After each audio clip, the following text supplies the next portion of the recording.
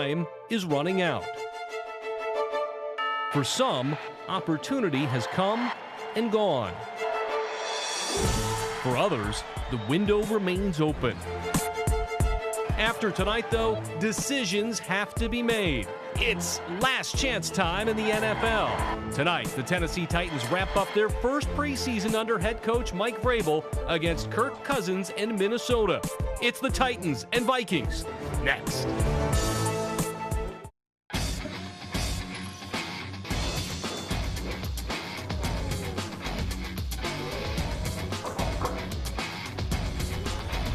Welcome to the Tennessee Titans Television Network, presented in high definition by Nissan. It is preseason game number 4 here in Nashville. Broadway hopping as it always is. Nissan Stadium escaping the storms for now as the Titans welcoming the Minnesota Vikings to town to put a button on the preseason tonight. Really the last chance for players on the bubble to state their case for a roster spot. Alongside Charles Davis, I'm Dan Helly. There are guys who have already solidified their spots, and they're not going to be playing tonight. He didn't play much in the preseason, but new acquisition Dion Lewis, when he was on the field, he was making a difference out there, Charles. And he does it in a variety of ways, whether he's running the ball, whether it's pass protecting, but especially in the open field and catching the football. An added dimension that will increase Marcus Mariota's completion percentage and help move the sticks and keep the offense on the field. A second guy had a nice preseason, Taywan Taylor. They drafted him for his speed and his playmaking ability. He showed it against Tampa with that sprint there. And we certainly saw what Harold Landry can do coming off the edge, getting to the quarterback. Yeah, not bad for a second-round pick. And Jayon Brown's speed on defense all over the field.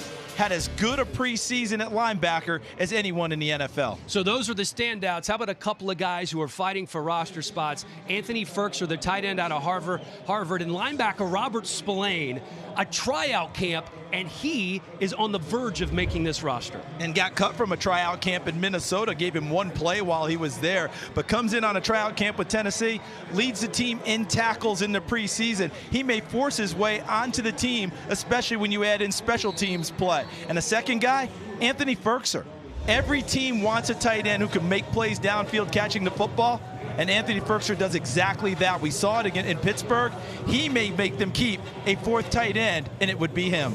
Yeah, tied for the team lead with 9 receptions. Who's throwing him the ball tonight, though? That's the big question. Corey Curtis down on the sideline with more on that. Corey? All right, thank you very much, Dan. You know, we've seen a lot of Blaine Gabbert. We've seen some of Marcus Mariota, but tonight our prime-to-perform player is brought to you by Gatorade, and it is none other than Luke Falk, the rookie quarterback from Washington State.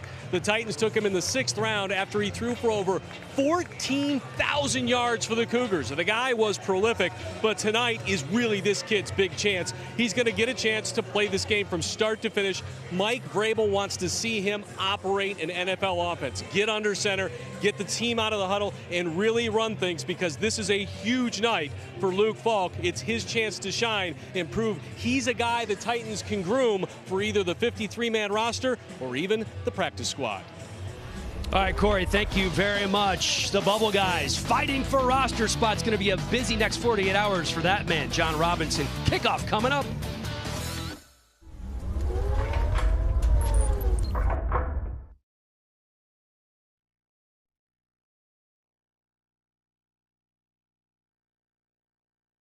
This broadcast is copyrighted by NFL Productions for the private use of our audience. Any other use of this telecast or any pictures, descriptions, or accounts of the game without the consent of NFL Productions is prohibited. Tennessee Titans preseason football is brought to you by Nissan. Innovation that excites.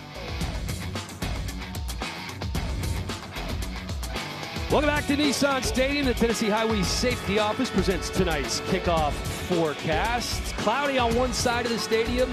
Beautiful semi-clear skies on the other side. Hopefully the rain holds off so we can get preseason game number 4 in. There's a look at head coach Mike Vrabel. The Vikings won the toss, deferred to the second half, so the Titans offense going to be taking the field first as they will receive. A lot of decisions, Charles, to be made after preseason game number 4. Cut down day on Saturday. And they changed the rule a couple of years ago. No more first cuts. So you're going right from 90 to 53. And to be frank about it, most of those decisions have actually already been made. What will change is if you have injuries that will knock guys out to start the regular season, or if someone is just so extraordinary tonight that was already pushing for a job, that could change things as well. Mike Zimmer going to have some decisions to make as well. New quarterback, of course, this year. That was a big headline in the offseason as Kirk Cousins comes to the Vikings on a fully guaranteed $84 million deal. Mike Zimmer has himself quite a football team on both sides of the ball, which is one of the reasons Kirk Cousins felt like the Minnesota Vikings were going to be a perfect fit. Yeah, and they went to the NFC Championship game last year and lost it. They think he might be the missing piece.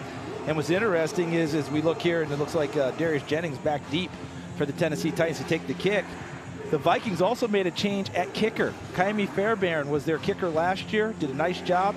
They drafted this youngster, Daniel Carlson, out of Auburn, and made him the kicker. And last week, he wasn't very good. No, he had a rough week. He had a rough week. In fact, the head coach, Mike Zimmer, they asked him about his week, and he said, well, I certainly hope he will be better this week than he was last week. Well, I'll tell you what, you have 2 games like that in a row in the preseason, and you might not be here when the regular season rolls around. So certainly it's going to be a big night for that young man.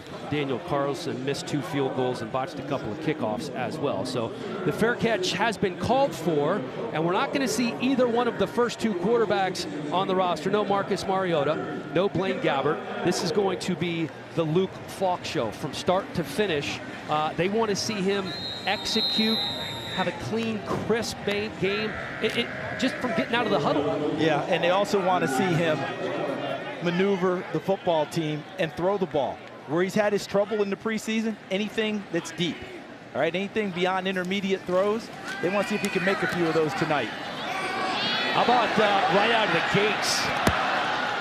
Looking for Devin Ross. You're going to be seeing a lot of Devin Ross tonight as there is a wide receiver battle going on. Do they keep 5? Do they keep 6? But Ross is certainly in that mix. And I love the opening play call from Matt LaFleur, the offensive coordinator. They knew that for them, seeing Luke Falk throw the ball over 5 to 10 yards in distance is primary tonight. See how much arm he really truly has? Go ahead and give him a deep shot early. Maybe it'll increase his confidence. I like the attack.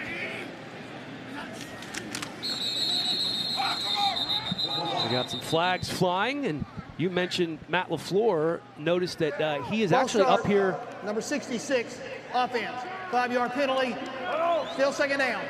He's actually up here in the booth today. He's been alternating between the booth and on the field. It's going to be interesting to see where he ends up during the regular season. But in this particular game, back up in the booth. And the first penalty of the game goes against Kevin Pamfield, the acquisition from Tampa Bay, where he'd been a 2-year starter at guard. I think he's a guy fighting for a roster spot at this point. You know, he can play guard, he can play tackle, but I think that he needs a nicer performance tonight in order to force his way onto the team. Falk looking at 2nd and 15, under pressure, dumps it off to Fluellen. Flag flying in the backfield as well. Fluellen taken down after a short gain, and looks like Falk took a shot. And the flag is back in the vicinity of where he took that hit. Personal foul, roughing the passer, number 91, defense, 15-yard penalty, first down. Yeah, that goes against Stephen Weatherly, coming back home, played at Vanderbilt. And this penalty's not because he was late to the quarterback, it's because he dove at his legs. You know, they want to keep these guys up off of the quarterback. So if you're diving late at the legs and not affecting the play, that's when they're going to end up throwing the flag. Because I don't think he was late getting to the quarterback. I think it's because he went low. And you saw that was not even super low as we've seen before. He was above the knees there, so they're going to do everything they can. Remember, if you launch, Dan, that's where they're really going to get you, not run through him. You end up launching. Here's Fluellen, met immediately in the backfield. That did not take long. A loss of 1, and that was to Sean Bauer on the tackle for the Vikings. Made his presence felt there, didn't he? Heard that up here. I mean, he could be able to work inside and get right into the backfield and spill that play before it had a chance to get going. As a running back, what you want is to get a clean handoff, get to the line of scrimmage, and make your move there. None of that happened for him on that play. He didn't really get the chance to do that, did he, CD? Well, he's going to get another look here. Trying to turn the corner is Fluellen. Picks up about 4, maybe 5. Eric Wilson in there on the tackle. Fluellen's a guy who has a roster spot locked up. Meeting with Coach Vrabel yesterday. Listen, he doesn't hand out compliments to just everybody, but he was gushing about David Fluellen. Yeah, what's the old expression? He throws around compliments like he throws around manhole covers. So it takes a little bit to get it done, but we didn't even have to ask about David Fluellen. He volunteered how much he's liked his preseason and his work ethic every day in the building. Clock on third down, under pressure again. They have him wrapped up, and that's going to go in the books as a sack. So not an impressive start so far, as Stephen Weatherly is the man that wrapped him up. And one thing you go through with rookie quarterbacks, yes, the coverage was good downfield, but a lot of times rookie quarterbacks are loath to pull the trigger and throw the ball downfield unless they actually see a guy open. You know, the anticipation comes with time and experience, and that's why you end up with more sacks out of the rookies and the younger quarterbacks, because they want to make sure that ball is clean coming out. Doesn't always work that way in the NFL. Punt up in the air and will be caught out of bounds by Craig James. Still no score early in the first. You're watching the Titans Network, presented by Nissan.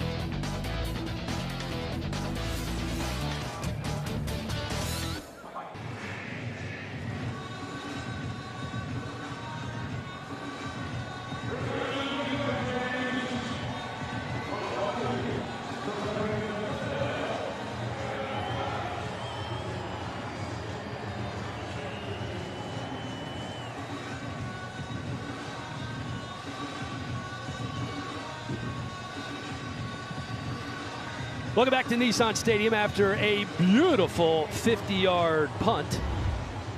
It is 1st and 10 for the Minnesota Vikings. And there's a look at Trevor Siemian.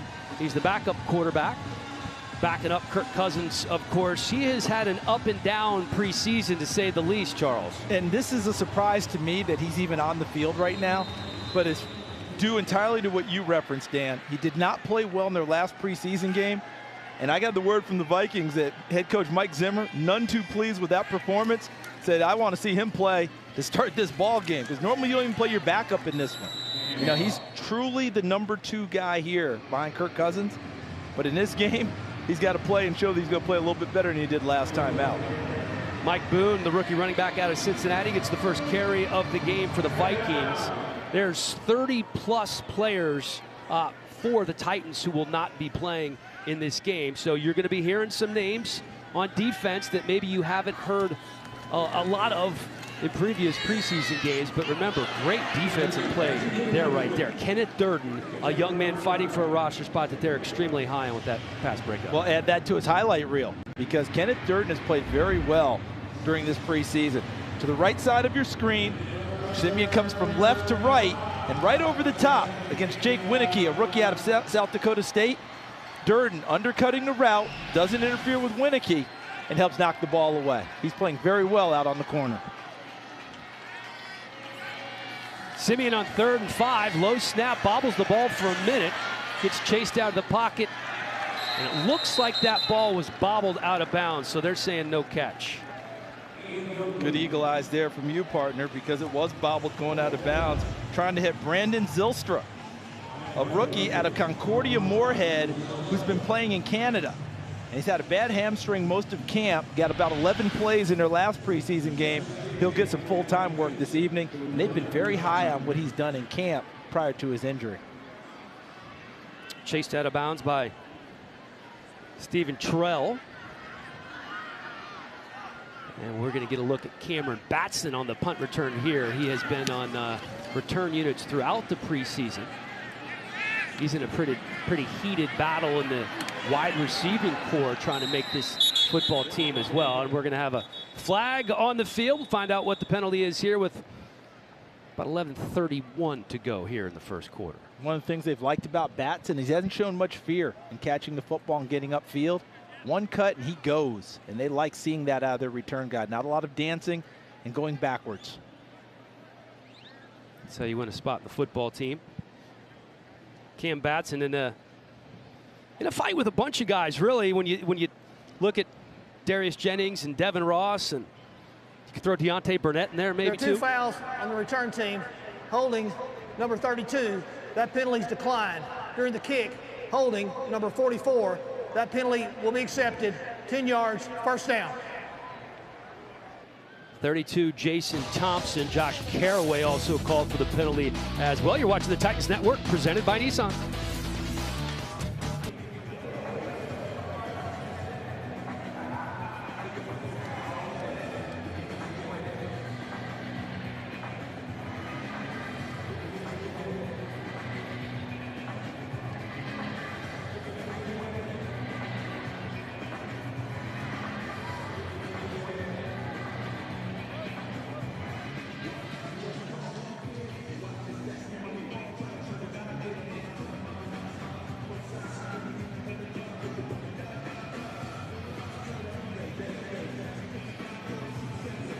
All right, still no score early in the first here at Nissan Stadium. There's a look at Cameron Batson battling a lot of guys, Charles, for that 5th or 6th wide receiver spot.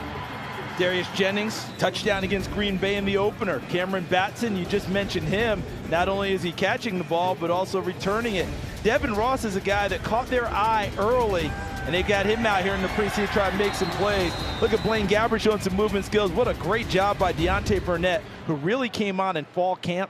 Struggled in OTAs and minicamp, but in fall, he's really been good. And that play against Pittsburgh exemplified it. Yeah, don't be fooled by the preseason stats there. Just 2 catches for Jennings, but I get the impression that he might be atop that list. They really like him because of the experience that he has. That's a 6-yard gain for Dalen Dawkins. And he's been around the program longer. Yeah. You know, he's been around this organization. They know him a little bit more, a little bit better. Built up some trust. There's Devin Ross, who is down on the field, kind of grabbing his leg a little bit there. Not a good sign for him. Guarantee the first thing that went through his mind, too, was, no, this cannot happen right now. I'm fighting for a roster spot. All he's thinking is, how can I get up and get back into the game? Right in the middle, this should be Ross right in here. And we ends up getting rolled up on behind him. Looks like Dalen Dawkins, number 39. And that happens often when you're trying to block and you're engaged with a defender. You're not really moving, but the pile moves to you. Just a helpless feeling. It really is, because you're doing your job, you're engaged, you're trying to help out your teammate, and then the pile rolls into you from behind. I hope that he's going to be okay and fast. Devin Ross being helped off the field. The rookie out of Colorado has had some impressive moments throughout the preseason. And looks like he's trying to walk it off here, because you know what's going through his head right now, Charles. I got to get back out here. As soon as he went down, it was the first thought that went through his head. Not the injury itself, but can I shake this off quickly so I can get back out there? First thing he's going to say to trainers, just tape it up. Can we go? Kind of cool to see that Marcus Mariota was the first one to give him a pat on the helmet as he was coming to the sidelines. Build up some camaraderie over a month of time with 90 guys in the same building. 2nd and 4 for Falk. The handoff to Dawkins, puts his head down. Nice run by the young fella. Picks up 8 and a first down. Dalen Dawkins really kind of battling Akram Wadley. If they do decide to keep 4 running backs, he's going to have to make a difference on special teams as well. They're already set. Derrick Henry, Dion Lewis, David Flellen. The question is, do they keep 4 running backs? Dalen Dawkins could be in the mix.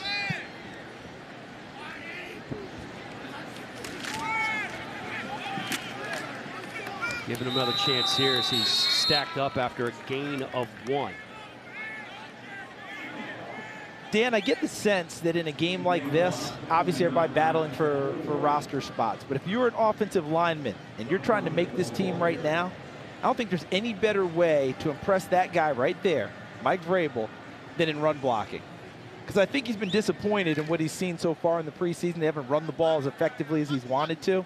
But if you can show that you can consistently run block and move people off the line of scrimmage, if you're in a roster battle, that may tip the balance in your favor. That's a great point. Dawkins again. Taken down after a gain of about 2 by Weatherly. One more time. Weatherly's been a busy man. Listen, it's going to be really interesting to see not only the outcome of these position battles, but how many guys John Robinson and Mike Vrabel decide to keep in the different position groups. Do you keep 5 or 6 wide receivers? Do you keep 4 or more tight ends? And do you keep extra guys early because you have a position in that position, you have a key player who's still hurt, a la Jack Conklin. At offensive tackle, do you keep an extra offensive lineman until you know he's ready to go? You know, those sorts of decisions have to come into play for John Robinson and Mike Vrabel. Flags flying, looks like could be offsides. Infraction number 94, defense, 5-yard penalty, still third down. You mentioned special teams earlier and how much Vrabel liked a guy who was fearless, not only on returns, a one cut and go guy, but when you're on the coverage units, don't slow down. He said, I can watch on tape one play and I can tell if a guy has it or not if he doesn't slow down. And even more so with the new kickoff return rules where you don't have the contact for a long time, right? So you should be able to get downfield unimpeded now before you have to engage anyone. He wants to see that person going full speed. 3rd and short. Dalen Dawkins picks up the first down. Really nice block there. I'm sorry, Dad. I got so excited. I'll let you get back to it. But number 87, Jordan Vesey, another wide receiver trying to make this team a tremendous block on the perimeter that allowed him to cut up field for the 7-yard gain. I was just going to go back to the special teams. You're talking about more room to work and get downfield quicker. It almost changes the type of guy you used on special teams as well, because you want the smaller, faster guys. A David Fluellen, say, instead of a linebacker. I would agree totally with that. You'll see less big, bulky linemen on kickoff coverage and return with the new rules in play. Another flag in the backfield is you can see the shiftiness of Dawkins. You can see what they do like about him. Still first down. We talked about him earlier this preseason. His father, Ralph, a terrific running back at the University of Louisville. His uncle, Brian, just went into the Pro Football Hall of Fame, a longtime safety with Philadelphia and Denver. And this is his opportunity. And Akram Wadley's injury over the last 2 weeks has also increased the number of times Dawkins gets to touch the football and give him a chance to make plays. And he's taking advantage of it early in this one.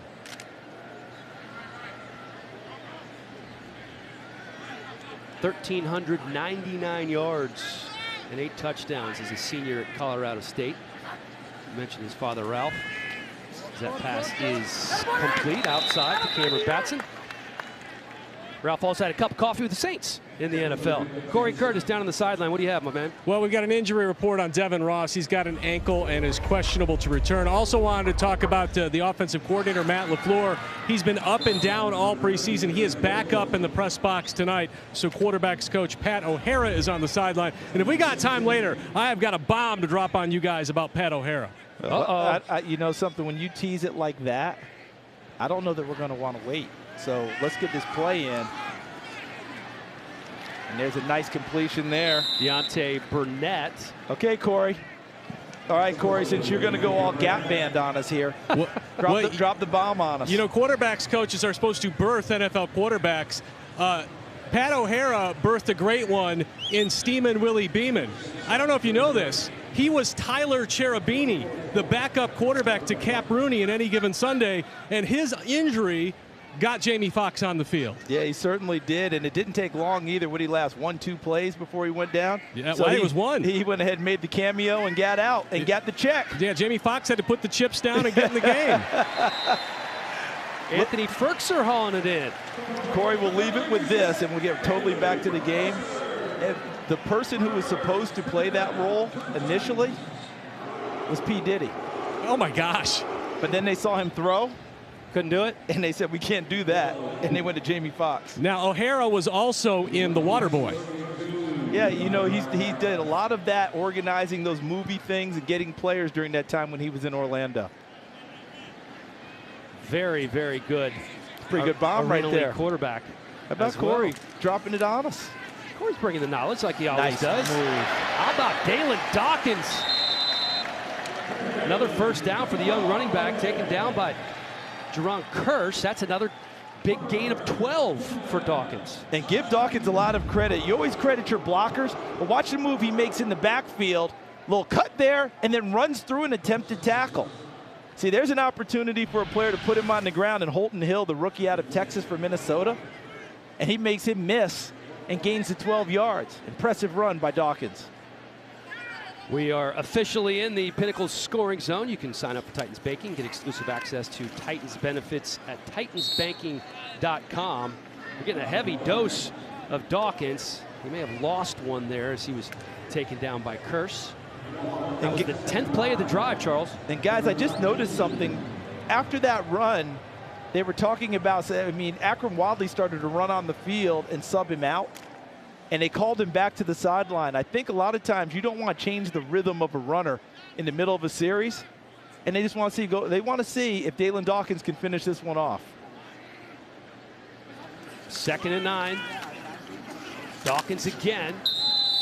Chopped down in the backfield. You talk about Wadley and Dawkins. Here's a look at the numbers in the preseason. Certainly not eye-popping numbers. Neither one averaging more than 3.3 yards per carry. Similar type guys, though. They really are. Built similarly. I think that Wadley probably gives you a touch more in the passing game, catching the ball in the backfield. But Dawkins, as we've seen, not only is he shifty, but he runs with a little power as well. If you're not really, dedicated to tackling him, he will run right through that tackle. And we've seen that on this drive. It's the 12th play of the drive as Wadley checks into the game, dumped off over the middle. That's Brandon Shippen. And he's inside the 10-yard line. 13-yard gain for the Titans.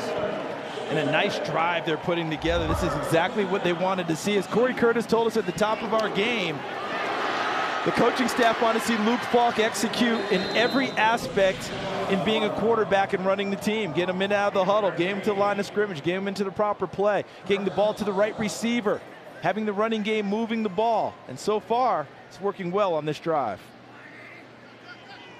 Falk 5 of 6 for 41 yards so far. That is Wadley.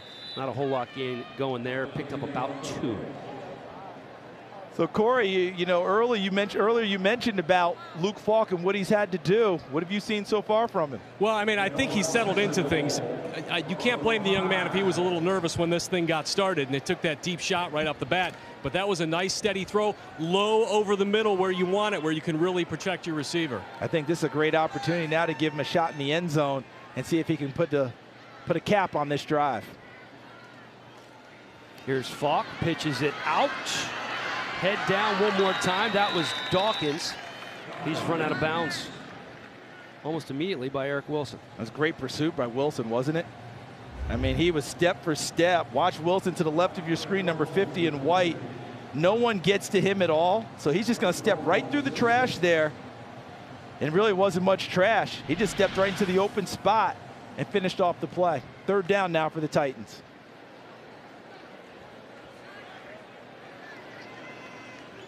Dawkins in the backfield next to Falk. Falk looks to throw. Dumps it off in and out of the hands of Dalen Dawkins. He would have caught that. He was going to score a touchdown. Flag on the play, so they could get a second chance here. Holding, number 79, offense. That penalty's declined.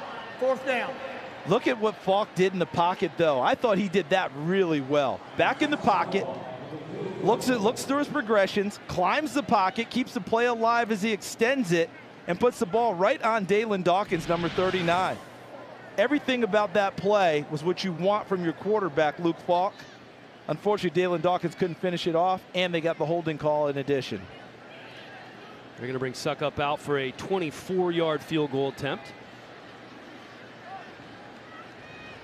A little surprised they didn't just go for that, but got to get the special teams unit some work as well. And don't forget, they are 0-3 in the preseason. The coaches can talk all they want about it. Doesn't matter.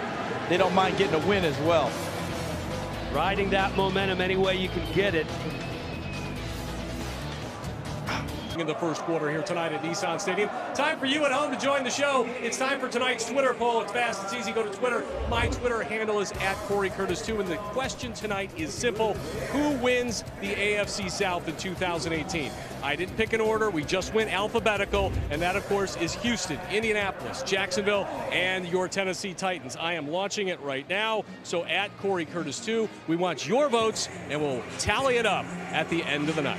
Well, Corey, I would expect Tennessee to win this poll, Who do you think comes in second? That's what I'm eager to see with the Titans fans, who they see as their biggest rival. Do you think it's Jacksonville? It's got to be Jacksonville, right? You would think, but I think there's a healthy amount of respect for Deshaun Watson after he just annihilated Tennessee last year down in Houston. So I think the Texans could make a push. This is going to be fun to see the results of this one. Jeff Badette on the return. Good coverage there. And guys just racing down on special teams, fighting for roster spots. There's a look at Anthony Ferkser. We talked about the importance of special teams for these guys. A big game from him on special teams could get him a job, CD. But the biggest one, you know, he doesn't make the tackle on this. But what do you think Mike Vrabel will like about what he just did there, Dan? Well, it looked like he stayed in his lane and had a responsibility. And didn't slow down, yeah. Right? He ran fully through, which is what Mike Vrabel kept talking to us about in our meeting. So that's a point and a check mark in his favor. Rock Thomas on the carry, picks up 3 for the Vikings. There's a look at Mike Vrabel in his first preseason as a head coach. Very anxious to get the regular season here and get this final 53 set. And the final 53 is technically set on Saturday at 3, but as you know, yeah, there's a lot of juggling that's going on after that. It gets fluid. 2nd and 7. No gain. There's a look at Dickerson, the rookie out of UCLA. Matt Dickerson in on the tackle, and he's another guy who could find himself making the team or potentially on the practice squad. Yeah, he's shown well in the preseason, undrafted out of UCLA. I remember the description Mike Vrabel gave of him when we first met, and the first thing he said was heavy hands. And you always know those linebacker, D-line coaches, defensive coaches, guys who use their hands well to shed blockers and get the tacklers. They like those guys a lot. My guess is Vrabel was a guy who played with heavy hands. Heavy hands, shoulders. I still look at him and think that's what a linebacker used to look like in this league. Different now. Full start, number 76, offense, 5-yard penalty, still 3rd down. And Mike Vrabel would be a defensive end in today's NFL with his size. I mean, nowadays we have much speedier, smaller linebackers like a Jayon Brown, right, that we're seeing, Wesley Woodyard, guys of that stature. Back in Vrabel's day, those inside and outside linebackers were mammoth. Remember, he started in Pittsburgh, where LaVon Kirkland was a 300-pound middle linebacker. It's just insanity to think about. Imagine being the fullback leading on that ISO. Hey, you got to block Kirkland this week. No, I do not, Coach. 3rd and 12, batted down. May have been Aaron Wallace who was in the mix. And might have been David King. David King there as well. Because King looks like he's doing a lot of celebrating, and he needs to. And good job there by King, because what happens is he can't get to the quarterback, can't get to Simeon, being blocked by Brett Jones and Danny Isadora. So when you can't get to the quarterback, get your arms up in the passing lane and try and affect the play that way. That's exactly what David King did. Cameron Batson back to return for the Titans. Been a busy man on special teams throughout the preseason. Looks like he's waving everybody away. Takes an unfavorable bounce. He's got to go catch that football, Dan. And that's something that the special teams coach Craig Aukerman will talk to him about. He just gave up how many extra yards in field position for his offense. Go catch it and fair catch it if you have to, but don't give up that yardage. 61-yard punt after it rolled about an extra 20 yards. You're watching the Titans Network presented by Nissan.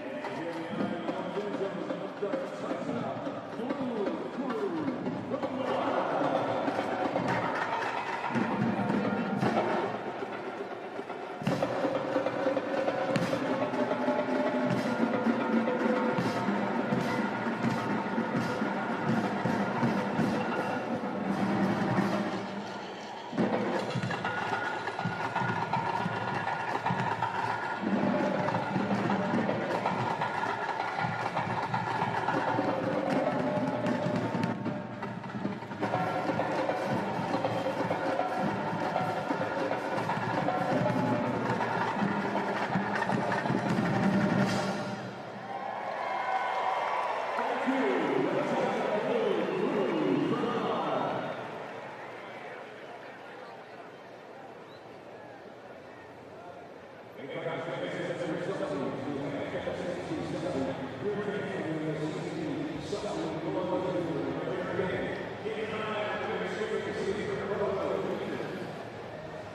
back to Nissan Stadium, everybody. You can be a part of the 2018 Titans season ticket plan. All you got to do is call 615-565-4200 right now.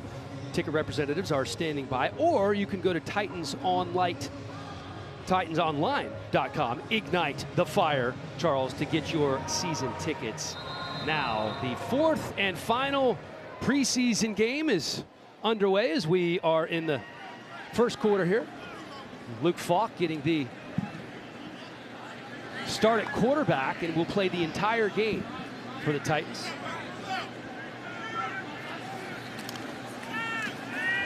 Fakes the handoff, rolls out to his right, and then just decides to throw that away.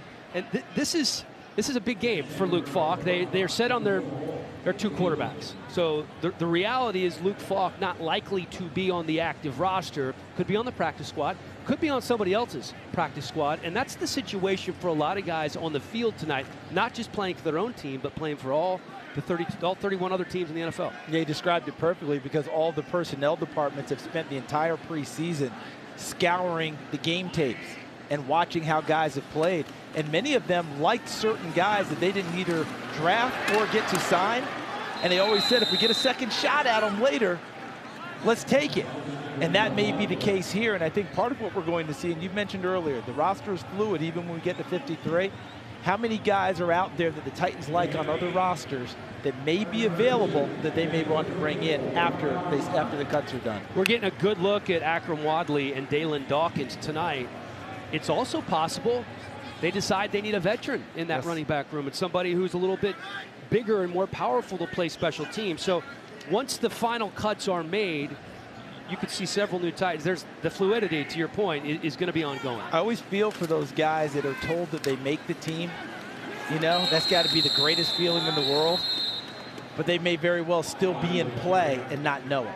And that's always the tough part for a GM and a coach, because you can't just, you know, hey, listen, you made the team, but maybe you might be gone. You just tell them they made the team, then you react after that. I'm going to have you put your GM hat on for a moment. We're going to have John Robinson up here in the booth. But before he gets here, in your eyes, Charles, where are the most difficult decisions going to be? What position group? I think that they've got to figure out what they want to do at safety. They feel like they've got guys, but will there be a veteran or two that shakes free that they may want to bring in and help out? With the injury to Jonathan Cyprien and, of course, Kenny Vaccaro being acquired, but will they have the depth that they want? There may be someone there. Offensive line, they got a couple decisions to make, because Xavier Suo-Filo was brought in from Houston, and I think everyone thought that he was going to make the squad, maybe not automatically, but thought he'd be a part of it. I think he's fighting for a job right now. And Corey Levin has really done a terrific job at center and guard and maybe change some of the thinking about what they're doing up front. And you mentioned earlier wide receiver. Who's going to be the extra receivers?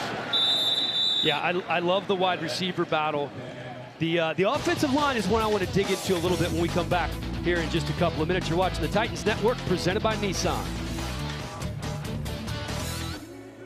We are very close to roster cut down day. That's a man who is firmly entrenched on the bubble, Robert Spillane, as are other guys like David King as well.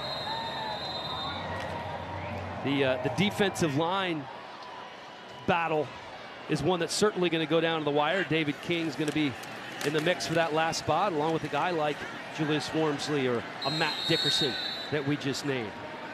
Yeah, and now we're at that stage. We can talk about the battles all we want, but who's going to emerge tonight? Like coaches say, I talked with a Vikings defensive line coach in the pregame, and he said, I've got a lot of guys who won't play tonight that I know are going to make it. But I told the other guys, 31 other teams out there, if you don't stay with us, make them notice you. And that's exactly what the Tennessee Titans defensive line is trying to do tonight.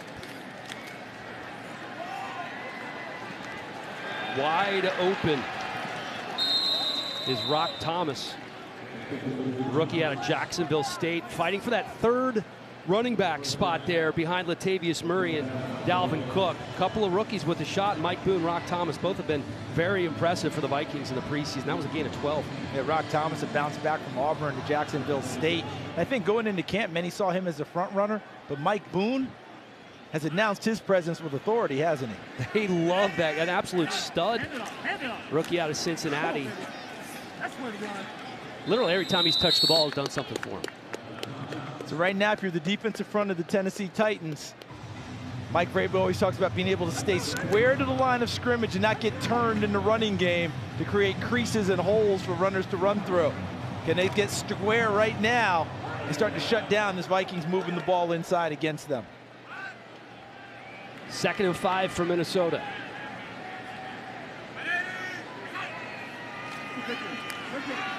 Simeon again dumping it off to Thomas in pursuit. Nice play there by Julius Wormsley, the aforementioned Julius Wormsley, showing some wheels as the big fella.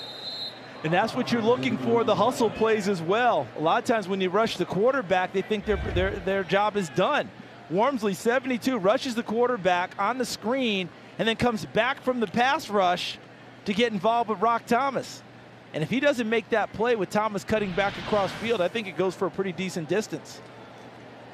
Yeah, that's the kind of play that gets the attention of the coaches. It's going to go in the books as a 6-yard gain, but to your point, Charles, could have been a lot more and a first down. Looking at Rock Thomas down on the field, checking him out. It was an ankle tackle that Wormsley made. He reached out and put a big paw right on the ankle. Hopefully he's going to be okay. Other bench, Rock, other bench. Normally you see that in a UFC fight or a boxing match, right? Yeah, other bench.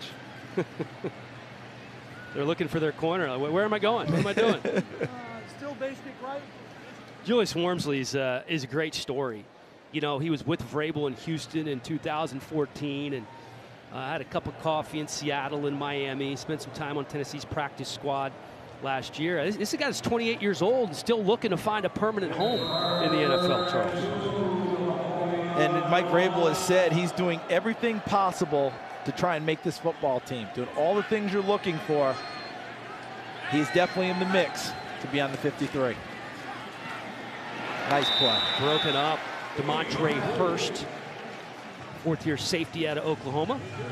And I think his play in the preseason, Dan, has given the Tennessee defensive staff a lot to chew on in terms of depth at the safety position. You know, I've talked about possibly looking for a veteran after the cuts. Demontre Hurst may take away that need. Because I think that if Kendrick Lewis's injury situation isn't too serious, he would be the 3rd guy back there. Can Demontre Hurst be the 4th guy for them and really add to their depth? They are comfortable with Kendrick Lewis, obviously. He played in Kansas City with Vrabel's. The punt's blocked. Rolling down to around the 30-yard line. And that's where it's going to be down. Yeah, and don't forget the rookie Dane Cruikshank, who's been injured much of the preseason, but they love his athletic ability. So they may have that depth in the safety position. Who got their hands on the football here, Dan Hellie? Flying in there. We're going to take another look at it when we come back.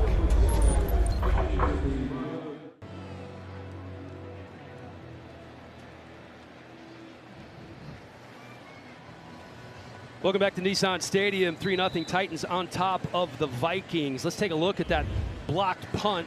Ryan Quigley's kick blocked by Jerome Cunningham. We have not called his name very often this preseason. Spent a portion of 2 seasons with the Titans. He was released and then re-signed August 7th. He might be on the outside looking in, but you never know. That kind of play will get you noticed, and you saw him hit the punter after the ball was blocked. Perfectly legal. Once you block the football, there is no running into the kicker or roughing the punter. Pass is complete. Good throw there by Luke Falk, and there's Cam Batson, picks up 14. Nice call there by Matt LaFleur, the offensive coordinator, and a good route by Batson. Notice how he widened out the corner, Holton Hill first, before cutting back inside on the slant and catching the football. And that's a good call because that's the type of ball that Luke Falk throws very well. You check out his college tape. Those are the types of throws that have had him accumulate over 14,000 yards in his career at Washington State. Cam Batson caught a few passes at Texas Tech. They're not afraid to throw the ball around the yard down there. 157 career catches there in Lubbock. Falk gives it to Dawkins. Dawkins picks up 4. And slowly but surely, Dalen Dawkins is putting up his best numbers of the preseason. Corey Curtis coming into this preseason, I thought 3 running backs for the Titans. Do you get the sense that a 4th is really in play? I do, because I just think you got to have that guy who replaces Dion Lewis's skill set, and both those guys do. And, you know, Akram Wadley has also shown he can return kickoffs, so I think that comes into consideration as well. I mean, do you want a Dory Jackson taking all those hits all season long? Great question, and it's a great conversation piece for the Titans coaches. Dawkins loses his footing there. I believe it was the Green Bay game when Wadley had that nice kickoff return that it was Corey was alluding to. It was the season opener. Luke Falk going to get a look here at 3rd and long. Been impressed with Falk so far tonight. I think he's done a nice job. Corey mentioned it earlier about settling in after the first series. I think he settled in nicely since. Flags coming out once again. False start, number 86, offense, 5-yard penalty, still 3rd down. Uh-oh, that's Ferkser. not the way you want to get your name called at this stage. Is that what you're talking about? Yeah.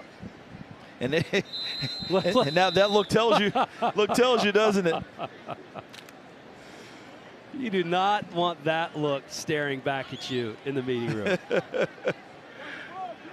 Actually, at this stage, he's hoping it is staring at him. Well, because that's a good that means point. He made the team. Good point. So from 3rd and long to 3rd and longer. Falk with trying to squeeze it in there. That was a fine pass breakup by Holton Hill. And Hill just enveloped Darius Jennings with his size. Look to the left of your screen. The rookie out of Texas had 1st-round talent.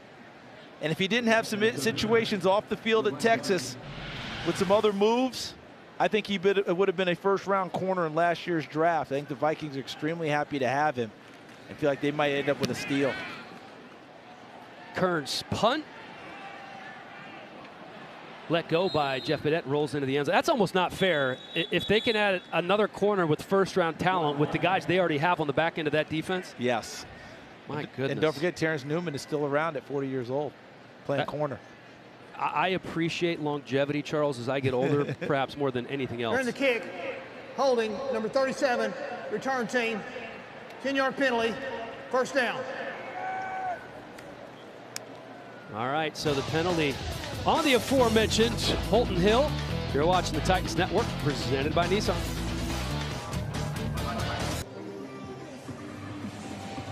Second quarter at Nissan Stadium, the Tennessee Titans lead the Minnesota Vikings 3-0 in preseason game number 4. Now, they're not playing tonight, but it is very good to see 3 Titans back in uniform this evening. Brian Arakpo has missed some time with an injury. Delaney Walker has had a toe injury. He's in uniform tonight.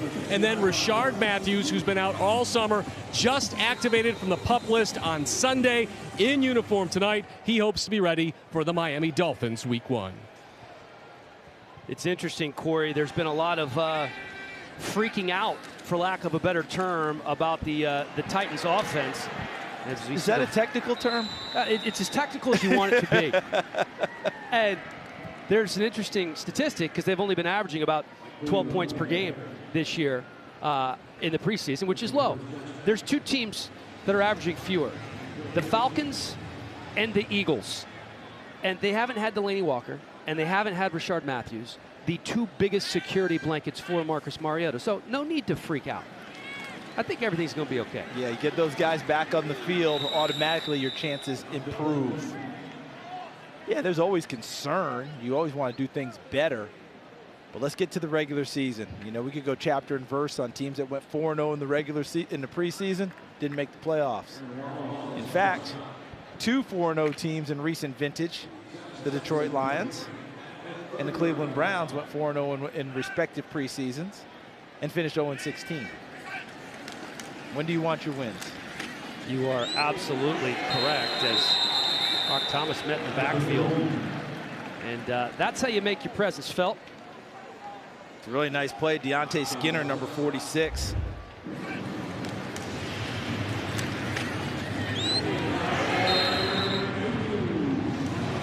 Actually, that wasn't Skinner 46. That was 48. Jeff Knox. Jeff Knox. And he lived up to his name, didn't he? That's textbook. That's how they teach tackling. Head up. It is. Get your shoulder in there. It used to be get your helmet on the football. Not anymore. Not anymore. That was well done by Jeff Knox, and with some force, too. 3rd and 1 for the Vikings as they're going to pick that up with Mike Boone. We talked a little bit earlier about Boone. Robert Spillane, the man in there on the tackle. Boone, a former wide receiver out of Cincinnati. Incredibly versatile, has great hands, which is one of the reasons that John D. Filippo loves him so much. Yeah, he could do a little bit of everything, and then his off-field testing was really off the charts. That's what really attracted them to Mike Boone. And he is running better in this preseason than I saw him run at the University of Cincinnati, and he's a real threat to make their team. That pass complete. Wow. And that's Blake Bell. Demontre Hurst in on the tackle. Anybody remember Blake Bell in college at the University of Oklahoma when he was a quarterback? And they used him in the short yardage goal line situations. Became known as the Belldozer. 6'6", 252. You don't want that looking at you. His father and his uncle both played in the NFL. One was a defensive end, one was a tight end. And Blake Bell now trying to make it in a position of tight end after having been a college quarterback most of his career until his senior year. Boone tripped up. That's the kind of play you want up front from your defensive front. No place to move, not knocked off the football, just piled everything up at the line of scrimmage and bring up a 2nd down. Well done by the defensive front. The guys clad in blue. And how about the first time we're seeing in the new uniforms the all blue look from the Tennessee Titans? Strong. 2nd and 9. Simeon under pressure off the fingertips. Demontre Hurst is there once again. That was off the fingertips of Tyler Conklin. Active game so far for Hurst. A really nice play by Hurst. The ball was out there just a little bit in front of Tyler Conklin, but Hurst was right there on the spot, able to affect it, because if he's not there, I think Conklin has a chance of kind of knocking that ball in the air and keeping it to himself and hauling it in. But with Hurst's physical play coming from behind, he's able to knock it free. Again facing 3rd and long. Simeon uncorks the pass. That's going to be far short of the 1st down. That's how you tackle. Just came flying in there. I believe that was Kenneth Durden. Really nice job in the open field. To the left of your screen, the pass, and what a job by Durden, taking the legs out from underneath. Was that Zylstra? That was Zylstra, yep. Brandon Zylstra, number 15. He just makes plays, doesn't he, Kenneth Durden? Remember last week, Spillane got the interception in Pittsburgh, but it was Durden with the initial tackle wrap-up that put Spillane in a position to take the ball away from the receiver. That was Justin Hunter, the former Tennessee Titan. They're going to go for it on 4th down here. Simeon is complete, and they're going to pick it up. That is Brandon Zylstra. Picks up 20. Yeah, and on 4th down, you need someone up front to make a play, to get to the quarterback, to disrupt things. That didn't happen for Tennessee. Watch Simeon in the pocket, able to climb it plenty of time, and absolutely no pressure on him. Clean pocket, clean sight line, able to deliver a strike for a 1st down when Tennessee needed a pass rush in his face. So the Vikings, with Trevor Simeon at quarterback, putting together their best drive of the game. Again, the give is to Kobe McCrary. He picks up 4. Yeah, and he plays the position of fullback, which is disappearing rapidly, not just in the NFL, but around the football landscape. Ordinarily, C.J. Ham is their starter, McCrary getting the opportunity tonight. Tennessee utilizes their tight ends when they want to have a lead blocker in the backfield, as opposed to having a fullback on the roster. You brought up C.J. Ham. John DeFilippo says he's the most diligent player that he's ever coached. High praise from your offensive coordinator as they complete that one to Corey Robertson, going to be about 2 yards shy of the first down.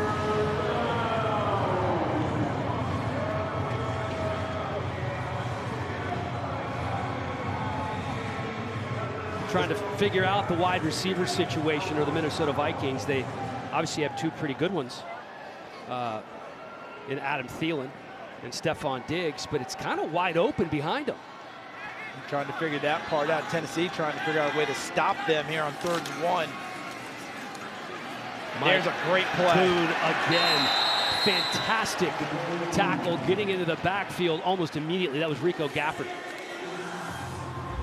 So I think what we're seeing here is the defensive front here did their job by stuffing the play, so Boone had to bounce it.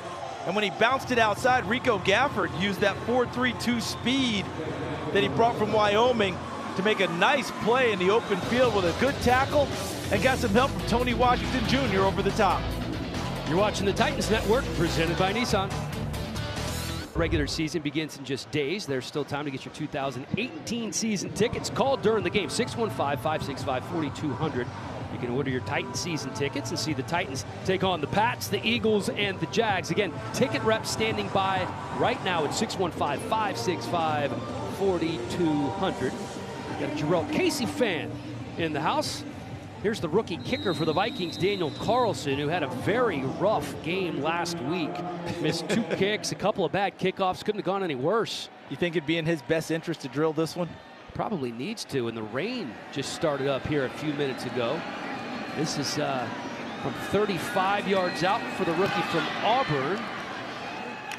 And that is up and good as the rain continues to fall here at Nissan Stadium. Looks like it might be picking up just a bit.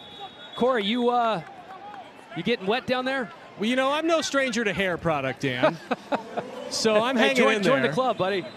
But it has come down a little bit harder, but it's really not terrible. And let me just take this time to say that this grounds crew is really to be commended. This field has had 2 giant concerts, including Taylor Swift last Saturday, and the field looks absolutely immaculate. So a little rain, no problem. So, Corey, what you're saying is this grounds crew had it a little bit better and did a heck of a job, because didn't we just read the University of South Carolina had a Jay-Z Beyonce concert and they have to resod the entire field this week?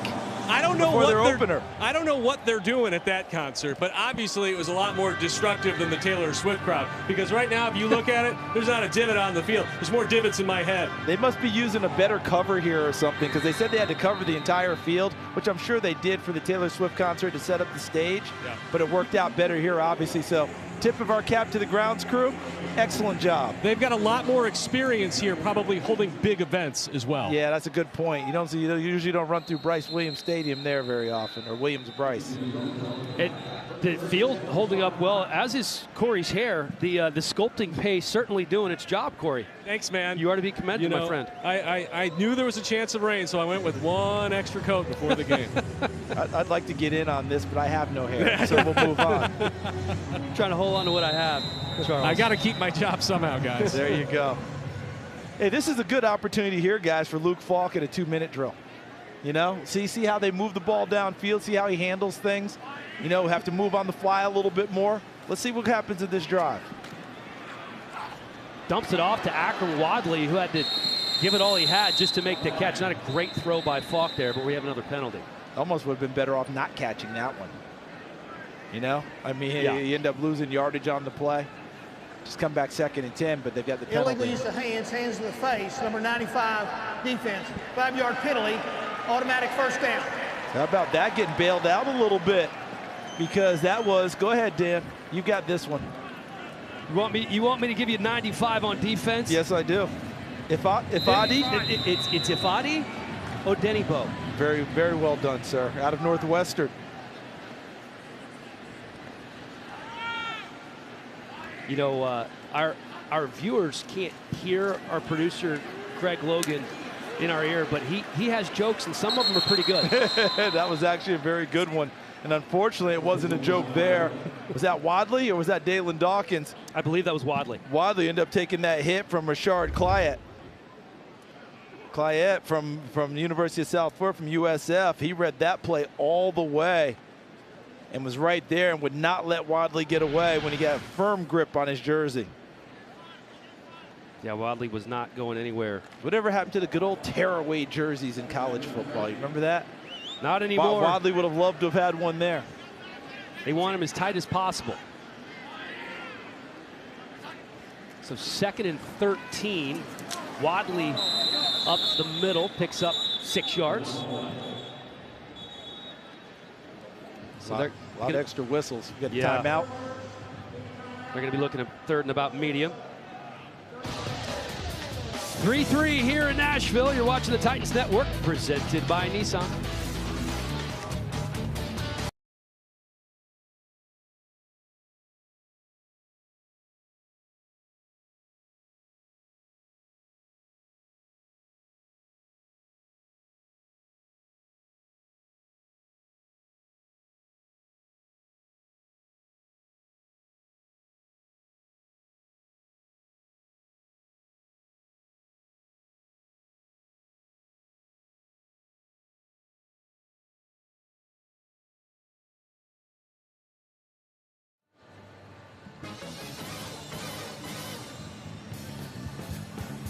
Spider-Man, Spider-Man, does whatever a spider can. Spins a web any size, catches thieves just like flies. Look out, here comes the Spider-Man.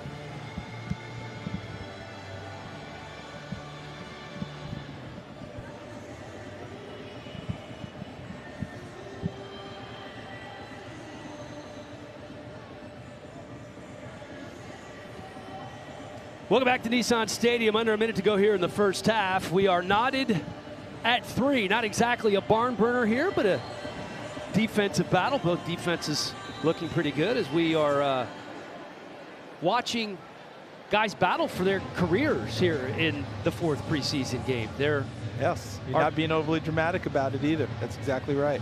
There are going to be a number of players that this could be the last professional football game they ever play. And this is a huge 3rd down in this 2-minute drill for Luke Falk. We haven't called Ferkshire's name catching the ball yet. Could he show up here? Falk swings it out to Batson. And if he got it, it was sheer force of will. He's close. I think he's going to be a little bit short. And that's not a comment on his height. Watch how strong and aggressively he runs. Good block right there by Deontay Burnett. Look at that, Tyler Merritt's number 69 getting out in front before the play was spilled right at the end. Did he end up getting it, or was he just a little short? He's really close. That's good determined running by Batson. Remember we talked earlier, he's not the type of guy that does a lot of time dancing. He puts his foot in the ground and gets vertical, gets upfield. Team timeout, Minnesota. I see a number 1 on the down marker, which leads me to believe that he did pick up the first down. I believe he did, as they're moving the chains right now. A little slow moving the chains, but they did. And look at him running right through there, and he ends up taking on George Iloka, who just got cut by the Cincinnati Bengals, their longtime starting safety, coming here to Minnesota. Remember, he played for Mike Zimmer in Cincinnati when Zim was a defensive coordinator, so he knows the system very well, trying to get acclimated in the Twin Cities. Cameron Batson got acclimated with the first down line. Well played. Down there pregame, I was struck by how large Iloka was for a safety. Yeah, he's a big man, isn't he?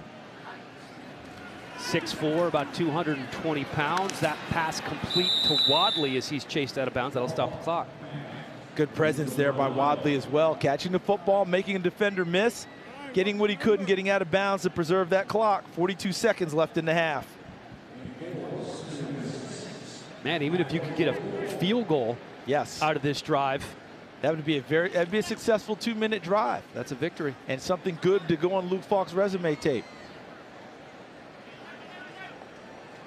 There's a look at the numbers, 9 of 13, 63 yards. There's Falk with time, and he just ran out of time as he's taken down by Jalen Holmes, and probably should have got rid of this one, Charles. Yeah, I get the sense that he really wanted something downfield, because I did feel like he had Wadley. Watch Wadley 38 right there. See him going across? He had that opportunity and didn't take it, because I think he wanted something a little bit deeper downfield. Instead, nothing else came open. He had to take the sack. 37 seconds left on the clock. 3rd and 10 for the rookie quarterback out of Washington State. Idolizes Tom Brady. They'd like to channel him a little bit here. Tom Brady's made a living on 3rd down, completing passes and keeping the sticks moving, keeping drives alive. Can he push one downfield and pick it up here? Little bunch formation, 3 receivers to the right for Falk. And again, that pocket collapses, drops the ball. Looks like it's covered up by the Titans. That was a tough one. I don't think Luke Falk had a chance on this one, partner, because watch to the right of your screen. They were in there early on Luke Falk. That was number 58, Garrett Dooley, the rookie out of Wisconsin. He was met by a block, but essentially ran right through it and got to the quarterback before he could get set up in the pocket. Perhaps the toughest part of the pro game for young running backs, that pass pro. No doubt about it. And any experienced quarterback tells their head coach and their offense coordinator, I love him, but he can't get on the field until I know he's going to be able to pick up blitzers and pick up guys rushing me. Otherwise, we just can't have him out there. Got to keep that quarterback clean. Hey, Corey, what do we have coming up at halftime? Well, tonight we have a special visitor at the half. You know, we usually profile players, but tonight I had the privilege of, before the game, catching up with Titans controlling owner Amy Adams-Strunk, who I have to say has had herself a pretty nice year. She's got a lot of reasons to smile. One of them, a football team that she thinks a lot of this season. Oh, that's great. I can't wait to hear from her. And listen, I don't know how anyone could have a better year doing what she's done. The uniform reveal, I think, led the league to select Nashville as the next city to hold the NFL draft. The people really turned out and showed their support, and we'll be back here in April to do it again and bigger. I think you're 100% right, Charles. I think they saw that turnout for the jersey reveal, 20,000 plus in downtown Nashville, and that absolutely tipped the scales, and Nashville's going to be hosting the NFL draft this year. It's a tremendous event for the city. I think people are going to have a blast. Those who are not here from this area, from Middle Tennessee, they'll come in and I think they'll love it. And the treatment they'll get, the hospitality, and I think this draft will be terrific. But we got a long way to go before we have to worry about the draft. We've got a season on the way. It is right around the corner. The Miami Dolphins, the regular season opener for the Titans, as the first half has come to a close of preseason game number 4. We're knotted at 3. You're watching the Titans Network, presented by Nissan.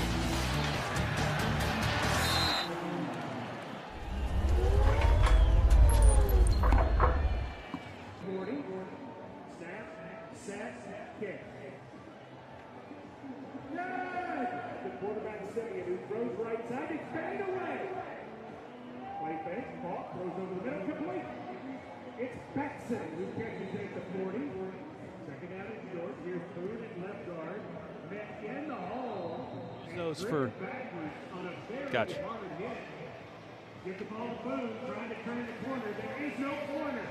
Welcome back to Nissan Stadium. There's a look at Luke Falk, who will come on out and play the entire second half with Marcus Mariota and Blaine Gabbert sitting this one out. Mike Vrabel's with Corey. All right, head coach Mike Vrabel, you're through a half of football. You wanted to see Luke Falk operate an NFL offense. How's the young man doing? You know, I think okay. I mean, we missed that first one. I think Rossi had him over the top, and we just missed it. And, you know, we got to hit some more passes downfield. I think he's done a great job in and out of the huddle, controlling it, getting us in the right play. But, you know, we got to execute better. We can't, you know, give up pressure, and we can't let these guys inside the pocket. can't jump off sides. Watching guys like Berkser, Spillane, Dirt, you got a lot of guys out here fighting for their NFL lives. They do, and they're taking advantage of their opportunity. We talk about guys that love football. We'll find out how much they love football here in the second half. Good luck second half. Thanks, Corey. How about that soundbite?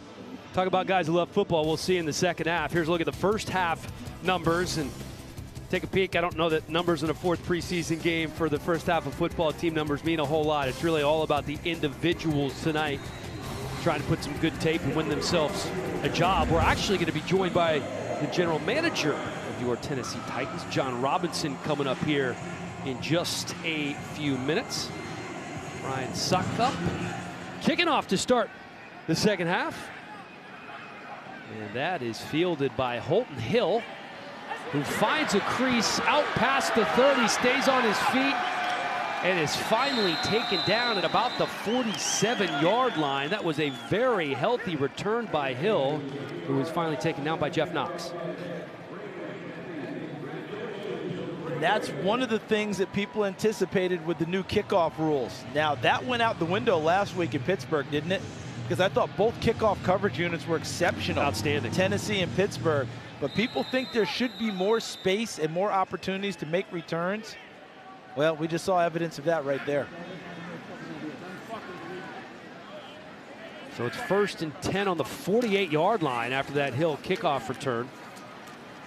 Mike Boone may have picked up 3 or 4. Stephen Terrell in there on the tackle. Terrell, a young man in his 5th year out of Texas A&M. Talk about the position battles, the defensive backs. It's interesting, you take what may have been a weakness on this team last year and turn it into one of the more impressive units with some of the additions that were made in the offseason. As Kyle Sloter's off the mark. Sloter, though, has had a pretty good preseason. They actually, his teammates have nicknamed him the closer because he's been playing so well. You know, he went to the University of Northern Colorado, and he began there as a wide receiver before being moved to the quarterback position, and now has been in the league for a little while, has an opportunity to be the 3rd quarterback here in Minnesota, if indeed they actually keep 3. Last year, he was kept all season long, inactive on game days. Played in Denver in the preseason, was released, and then he joins the Vikings. Started the season on the practice squad, fires that one in there complete. That's going to be right at the 1st down marker, very close, as that's Blake Bell hauling in the pass. Bell, number 81, sets up, presents a nice target. Good pitch and catch right there before he's put on the ground at the end of the play. So it is indeed a 1st down after the 8-yard gain for Sloter. How about being nicknamed the closer by your teammates? Doesn't get much better than that. That's Mike Boone again as he puts his head down. Montre Hurst and Niles Morgan in on the tackle after the 5-yard gain. Really only one nickname that could be better for him. The starter? Yes, exactly. Just what every quarterback wants. But for now, he'll take the closer and hope that means that he will make this squad and be ready to go against San Francisco September 9. So Sloter and Trevor Siemian coming over from the Denver Broncos, and it sounds like they will keep 3 quarterbacks. Yeah, Sloter's with Minnesota. Minnesota. Yeah, Sloter's with Minnesota all last season after being cut early by Denver. So they know what they've got in him. The 4th quarterback's a young man out of Holy Cross, Peter Pujols, who I don't believe has taken a snap in the preseason thus far.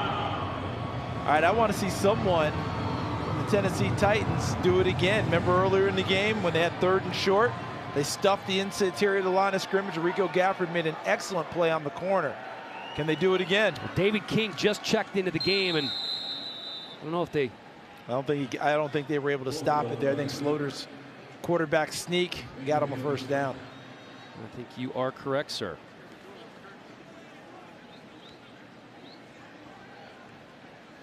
Devonta Lampkin checking into the game.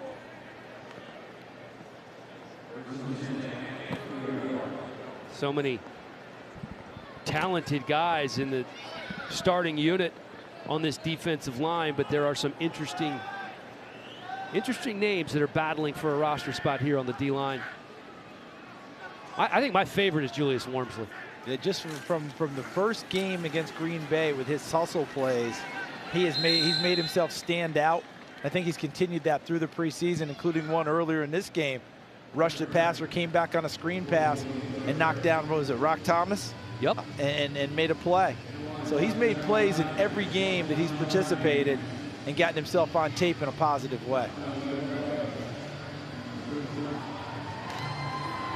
Matt Dickerson, Julius Wormsley, David King, all battling for perhaps that final spot on the D-line. Kobe McCrary in at running back now for the Vikings on 2nd and 10.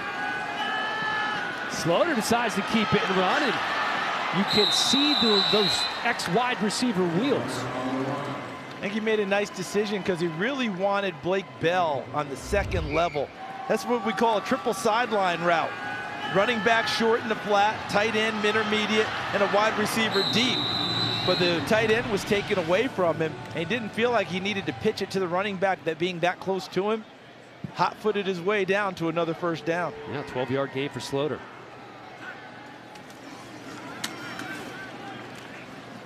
Boone up the middle for a couple.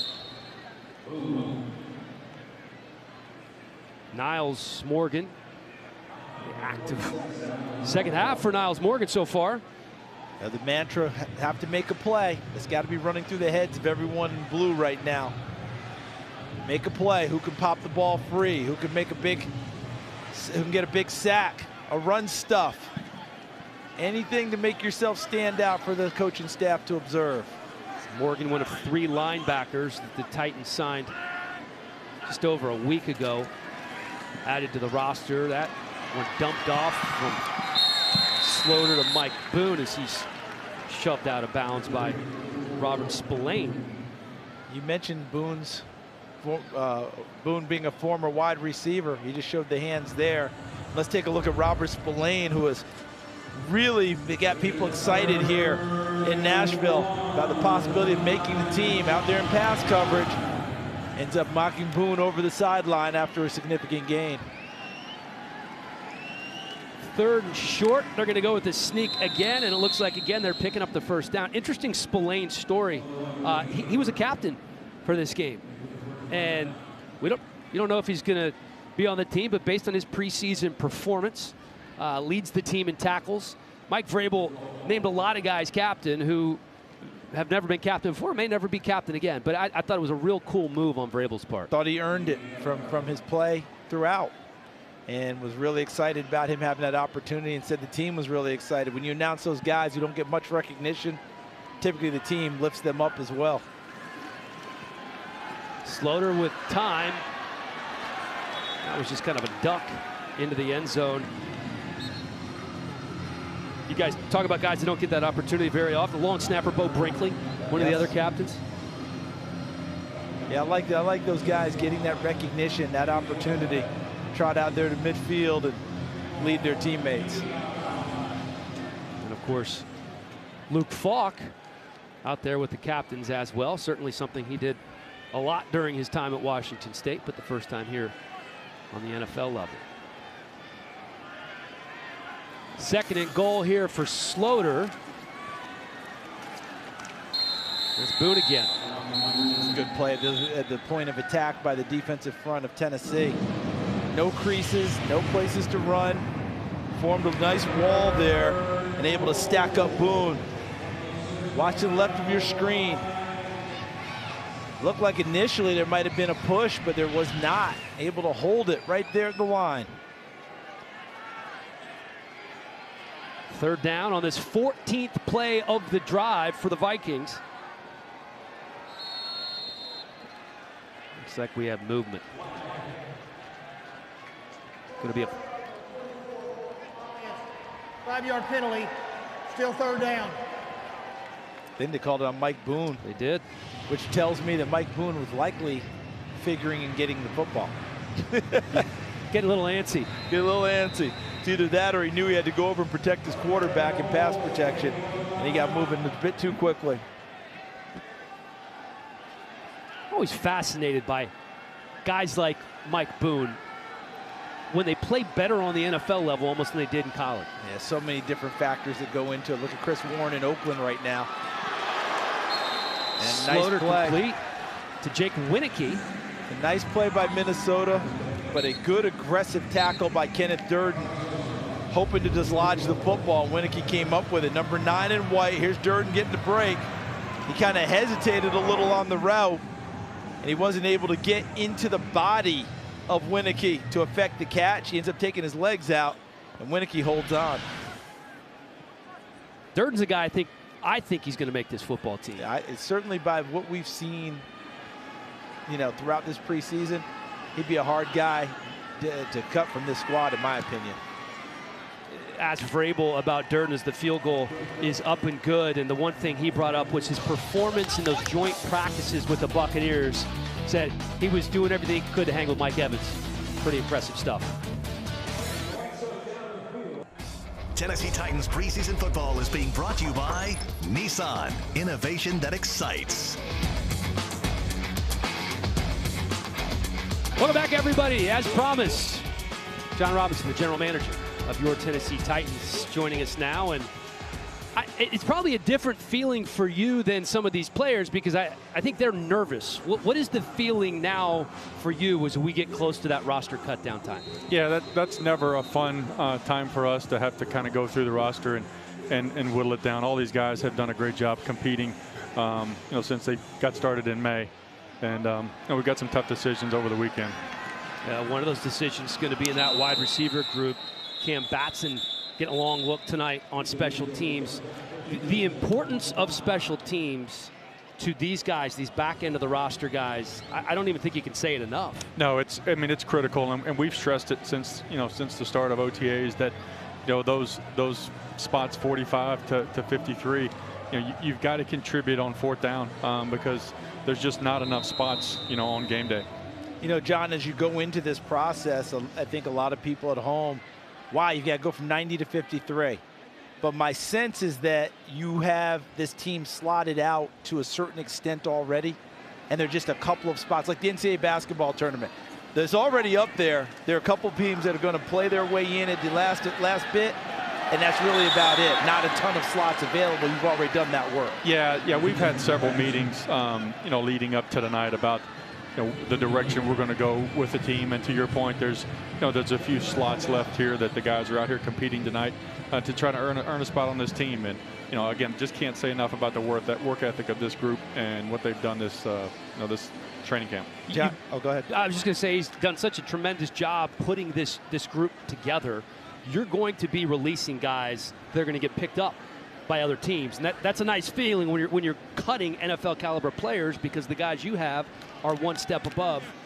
I asked Charles this question earlier, and he listed off about 5 different position groups. So I'm not going to allow you to do that. The toughest position group for you, just give me 1 or 2 where there's going to be really difficult decisions there. Yeah, I think to your point, that receiver group, these undrafted rookie guys have really done a good job of coming in here and competing. They're all a little different. They come in different shapes and sizes, but they've gotten better every day of training camp. I'd say that position group, and some of these linebackers, we've really tried to bolster that group over the last 3, 4, 5 months, and all those guys have really, again, done a great job of competing. John, when you made the decision, you and the organization made the decision to make a coaching change after going to the playoffs, winning a playoff game, you made a coaching change, bringing in Mike Vrabel and his crew. What was the vision that you and the organization had of how you expect this team to play going forward under Mike Vrabel and his new staff? Yeah, I think the command that he showed in the interview, certainly his football acumen and his knowledge in all 3 phases of the game, and how he was going to use our players to maximize their abilities. And that command, that leadership showed in the first team meeting. He said it before, he's been in every chair that those guys have been in as a player, and he rose quickly in the coaching ranks, and he's done a great job so far for our football team. Are you watching the Vikings as much as you're watching the Titans tonight? And we're going to hear the answer to that question coming up on the other side. So you're going to get to digest that for a second, John. Marinade. That's called a tease here in the TV business. You're watching the Titans Network presented by Nissan.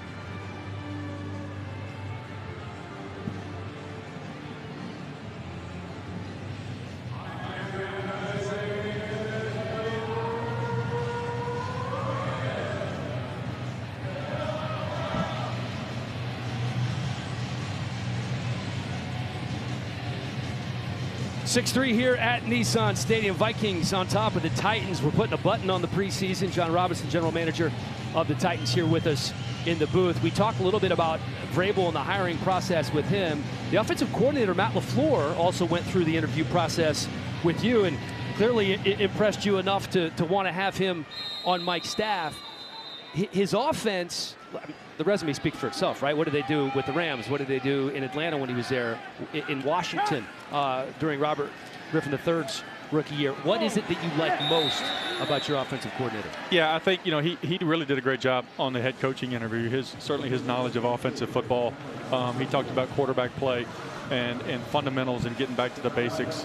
That's, you know, one of the most, if not the most important position on the field. Some things that he had saw from us offensively and ways he could maybe utilize the guys we had. And we were very fortunate, you know, to your point, his resume, the lineage that he comes from, the coaching tree is a pretty strong one. And he's done a great job with the guys so far. So I want to get into it this way. When you see this team and the vision that you have, when they're cranking on high on offense, what you expect to see out of them. And then with Dean Pease running the defense, what you expect to present as a challenge to teams trying to run offense against you. Yeah, I think what we try to do is, and it's fun to watch our coaches interact in the office because they're constantly talking about stressors that, you know, Dean will ask Matt, like, what stresses you out offensively for us defensively, and vice versa. So there's a constant dialogue back and forth of things that give the offense and or defense problems, and we try to create that. We try to put, you know, as stressful as possible throughout the course of practice.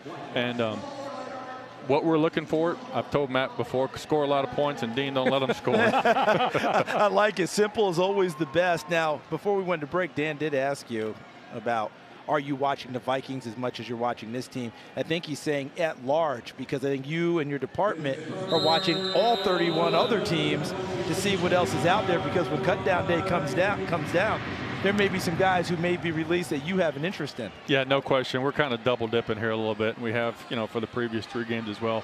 You know, but our scouting staff, Ryan Cowden, personnel director, Brian Gardner, our pro scouting director, Kevin Turks, Casey Callahan, you know, all those guys. Oh boy. That is going to be a helmet-to-helmet hit, no doubt. But we've had several meetings, you know, about, you know, the other 31 teams, and we've told our players too, you know, our rookies, you know, some of these guys, they're fighting for a spot on this team as well as trying to catch on somewhere else. You know, put it on tape. Put it on tape. Take a look here, John, as you see the hit. I think he's trying to do it right. That's Robert Spillane, who's one of the terrific stories. Player on the defense, 15-yard penalty, first down. And it wasn't the helmet, it wasn't the hit itself. They said on a defenseless player, meaning the ball wasn't there for him to make the contact. And we know that's still fairly new to the game in terms of that, because when we were growing up, that was a hit that people lined up for.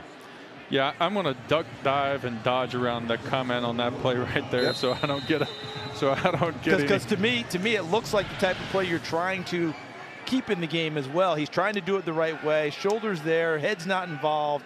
But I know in preseason, these officials have been told to throw anything close to try and get everyone readjusted. So I'm not sure Robert Spillane did anything wrong in that play. And we've talked countless times about player safety. There's nothing more important than the safety of our players. And, you know, we showed the video that the league sent to us about, you know, what's legal, what's not legal. And that's the way we're coaching it. We're coaching it to keep the crown out of the tackle. You know, try to tackle with your face mask and use your shoulders, and you know, do it the way that the league wants us to do it. We've talked before about how active you are in terms of being at practice, being on the field. You're right in the middle of everything, and so you've seen Vrabel coach these new rules on the field. He's literally stopped practice in the middle. He's made videos for the league on how to do absolutely. it the right way. And it's not just the defensive guys, but it's the offensive guys too, as the Vikings take a shot downfield, and that's good coverage there by Durden. At least the third time we said that tonight. I like this kid, by the way. My prediction is he's on the roster. You don't have to answer that question now. I'm just letting you know. See that? You even get volunteer help. Look at this guy. What are you doing tomorrow? I'll leave that to you, buddy. Here's another look. Yeah, it's a nice play. Nice job getting back in phase there and going up through the pocket on the receiver. Didn't panic. Yeah, exactly. Did not panic. He was beat on the route, didn't panic, stayed with it, and didn't run into the receiver early. Did a lot of nice things holding his poise. But to the point you were making, Dan, about coaching and practice and being involved in practice, you know, that's why we practice. When the situation comes up throughout the course of practice, you know, let's explain it to the players, make sure that they've got it right, and then we can move on to the next thing. He mentioned one time he stopped because Derrick Henry ducked his head. And he said, listen, they're gonna call that now, even though you're on offense. You can't lower your head once you get past that first level of the defense, especially if you're taking on a defensive back. I think that's going to be one of the bigger adjustments for running back. Yeah, and that's a great point. You know, we're trying to go over it in practice and correct it on the spot, and so you create muscle memory in practice, so that the next time, you know, when that situation comes up in a game, that you execute it correctly. Cameron Batson deep to return the Ryan Quigley punt once again. But we're going to have to do another tease with John, because I'm throwing my question out now for him to, was that word used, marinate? Yeah, marinate. Marinate on. Not a lot of points in the preseason for your offense so far, but you haven't had all your players as well. And you're also talking about being able to manufacture plays off of short plays, turning into long ones. We'll talk about that.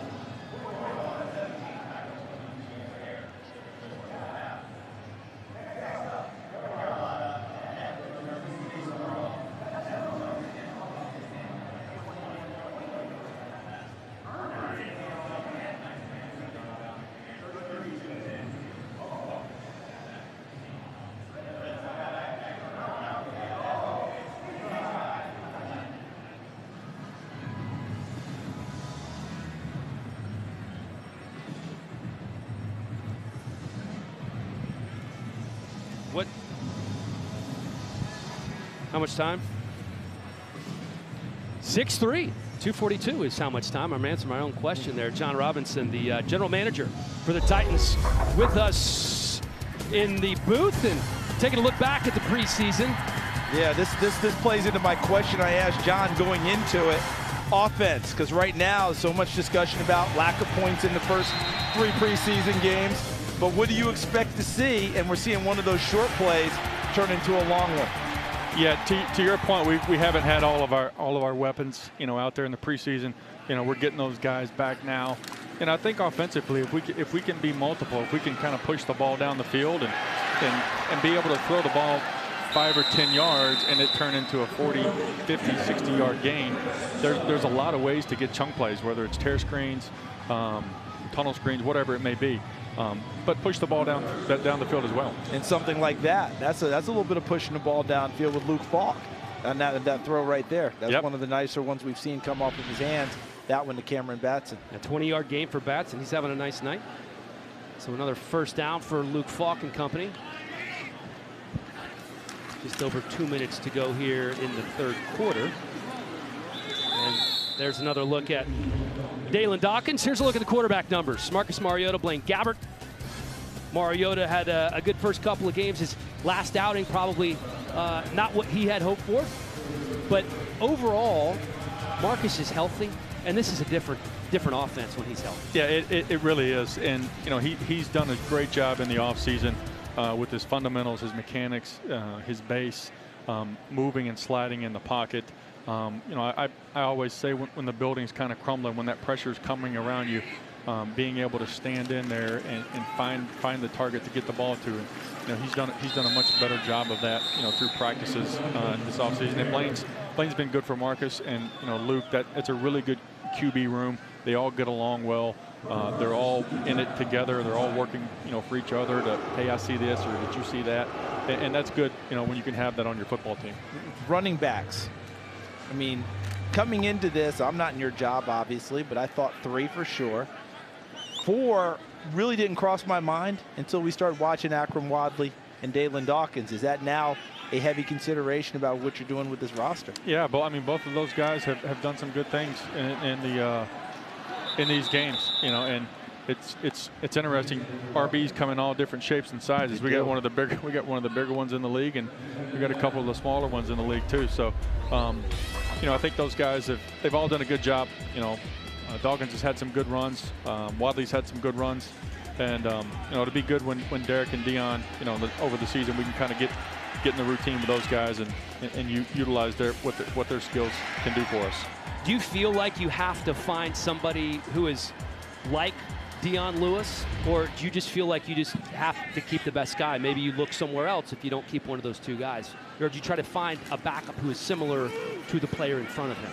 No, I think, you know, we say it all the time. The most important thing for a receiver is to get open and catch. They come in different shapes. They come in different sizes. For a running back, does he make yards when you hand him the ball? There's going to be bigger guys that plow through. There's going to be fast guys that outrun guys. There's going to be quick, shifty guys that make guys miss. Can you catch it and run with it when they throw it to you? And are you good in blitz pickup? Can you step up and take on a linebacker, or take on an outside linebacker, defensive end type that's coming off the edge, and firm up the pocket for the quarterback to throw the ball? So, you know, the biggest thing for those guys, make yards when you run it, hold on to the ball. There's nothing more important than the ball in this game. And let's pick up and catch and run. Here's Falk looking deep. Looks like there may have been miscommunication there for a minute. In the offensive line, I mean, you have one of the, you know, in my opinion, one of the better offensive lines in the league when everyone's intact and healthy, and Jack Conklin will be back at some point, hopefully early this season at right tackle. But you've got some battles inside for the backup positions. I think Corey Levin apparently has done a very nice job putting himself in a position to make this team again this year at center and at guard. You've got some other spots, though, that you're looking at, and I'm sure that battle's waging as we speak. Yeah, he's, you know, Corey's done a nice job, you know, throughout the course of the spring and training camp of working on his craft, working on his technique, you know, trying to get better. And that line, you know, there's a lot that goes into that group. It'll be good to get Jack back. You know, I know he's working hard, so. All right, there's a flag on the field. 14 seconds to go here in the third quarter. So many great position battles, so many tough, difficult decisions for you to make. There's a look at some of the offensive linemen right there. And most people wear a baseball cap when they're not playing in the game. Only it'd have to be Taylor with the bucket hat, right? Bucket hat. I mean, it has to be Taylor with the bucket hat going. Eligible standard. prior to the kick. Standard for him. I tell you what I really like about this group is that they all work hard. It's a really close group. It's a great meeting room. They all get along well. They all work hard together. Well, the old boss hog. A lot of smiles on his face recently after that new contract. We are back right after this.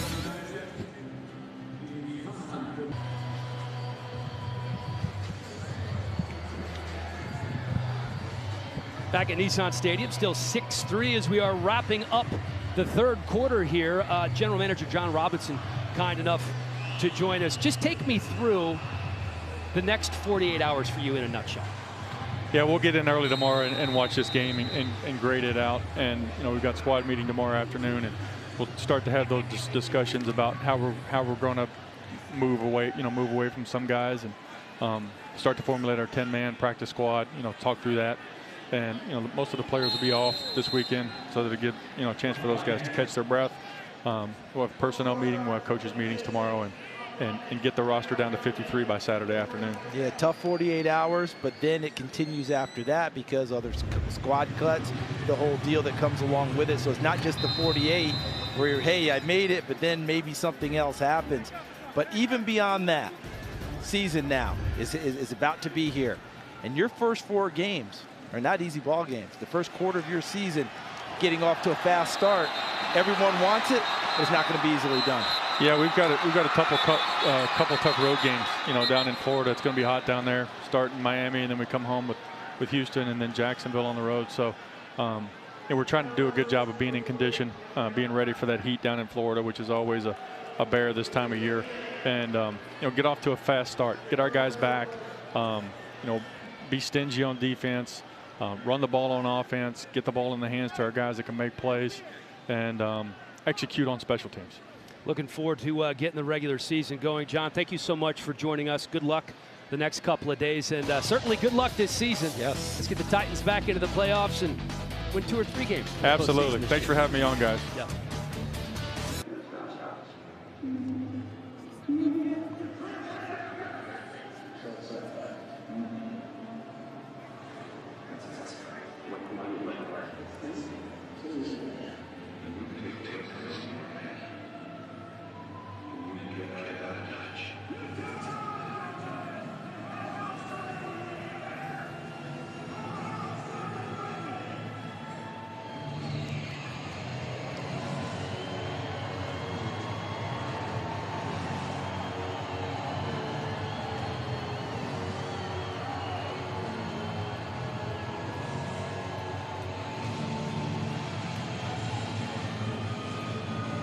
Back at Nissan Stadium, so for the start of the 4th quarter between the Titans and Vikings up 6-3. Now in the first half, I asked you at home to answer a Twitter poll tonight. Who wins the AFC South? And in a stunning development, Titan fans have Tennessee taking the division this year. Charles wondered if Jacksonville would be second. He was, in fact, right, but Houston is right behind at 16%. Apparently, there just aren't enough Andrew Luck believers quite yet. Indianapolis with 2%. That is interesting, Corey, and I've said this before, this division used to be the Colts and everybody else. Now, really, it's everybody else and the Colts. Well, for a while, it went from after the Colts had their run, it was Houston. Bam, yep. Bam, bam, ran this division. And Corey pointed it out when we first talked about the poll that there would be some Houston people that were involved, remembering what Deshaun Watson did. He's exactly right. They were just 5 percentage points behind Jacksonville, who went to the AFC title game. It's a very interesting division, a very competitive division, and the Tennessee Titans have two division games out of their first 4 with Houston and Jacksonville.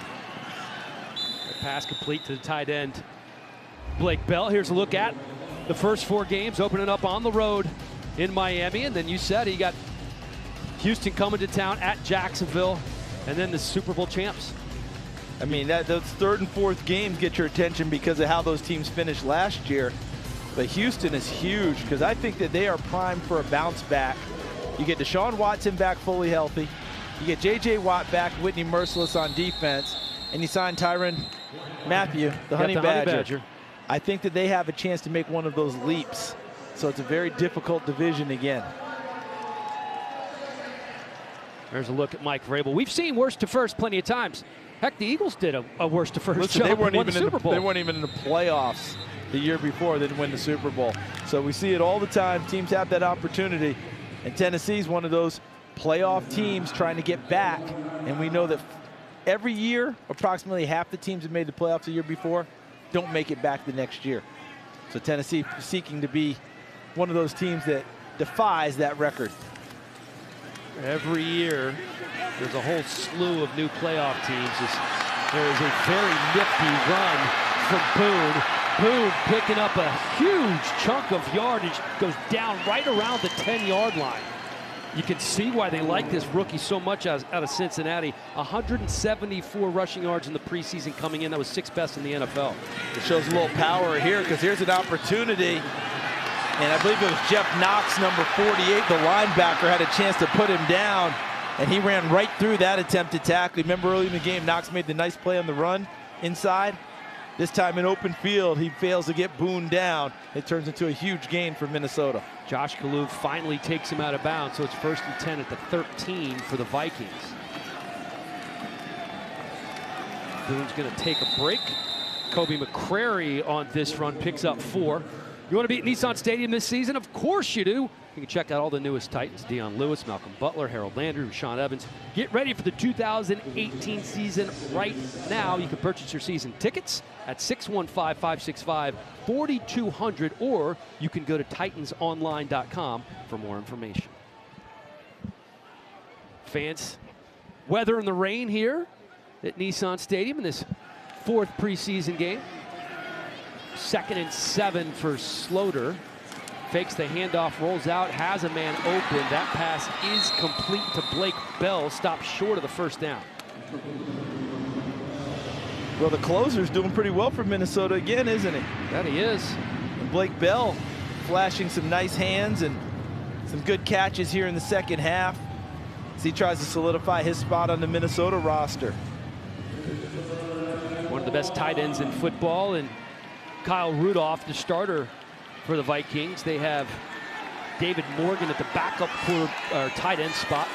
Blake Bell competing for that 3rd tight end position. 3rd and 1. Let's see what the Titans D can do here.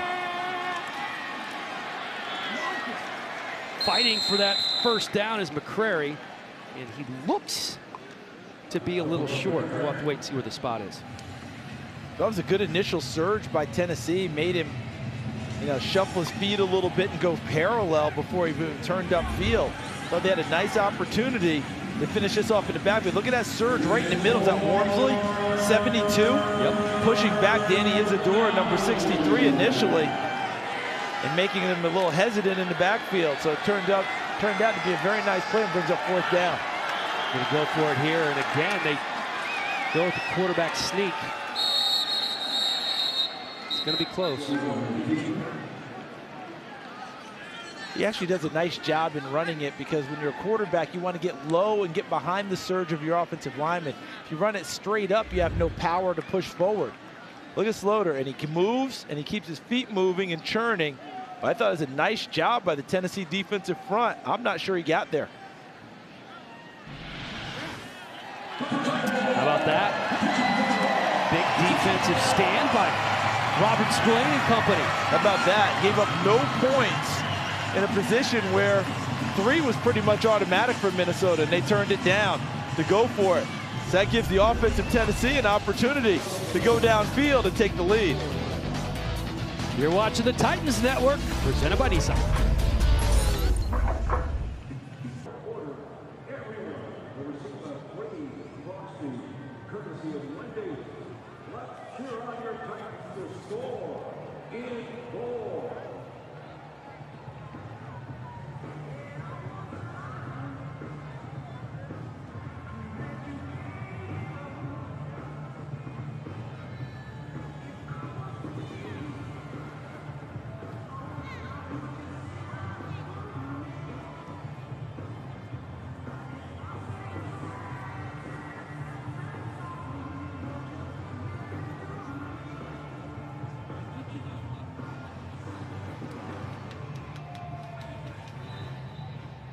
Lovely look at downtown Nashville as the Titans still trailing the Vikings 6-3, but a great 4th down stand to get the ball back, and now they're going to have to drive 96 yards. There's a look at the quarterback numbers. Luke Falk has played the entire game. Kyle Sloter has come on in relief of Trevor Siemian, and Falk's had a pretty good night, as has Sloter. That's your quarterback comparison, brought to you by Blue Cross and Blue Shield of Tennessee. And we have another penalty. That's a distance to the goal. Still 1st down. False start, going to back up the Titans a little bit. You think Vrabes is ready? You think Vrabes is ready for the regular season to roll around? Well, he's ready to go ahead and get through this roster thing, and he wants to go into that team room with his 53 and start getting ready for Miami. Already, I'm sure, a good bit of game planning for that game going on.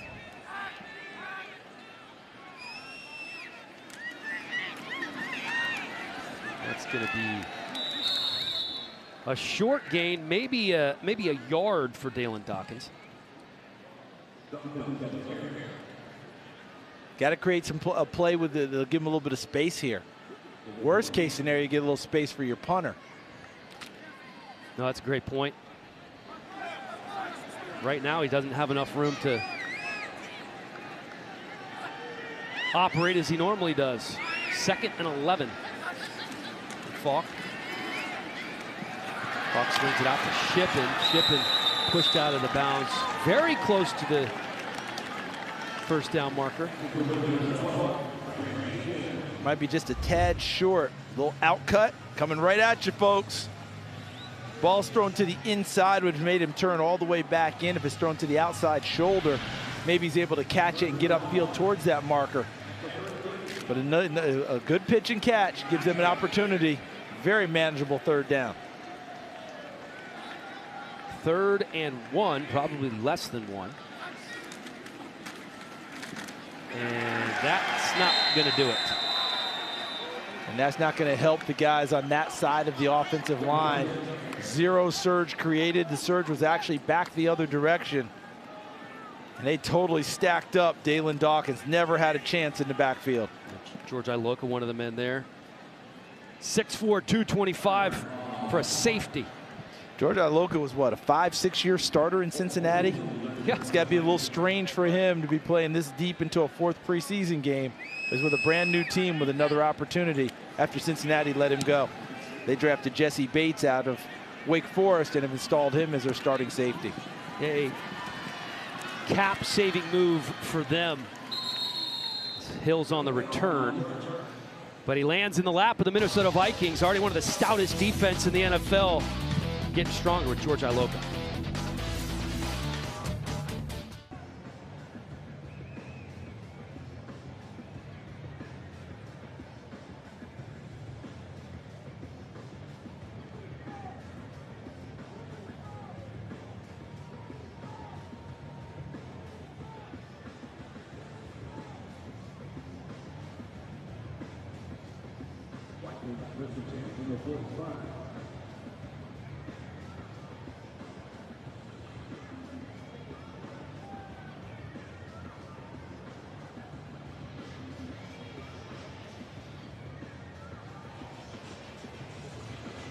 Eight minutes left in the preseason. The Titans trail the Vikings 6-3 in the 4th quarter. John Robinson just in the booth with us.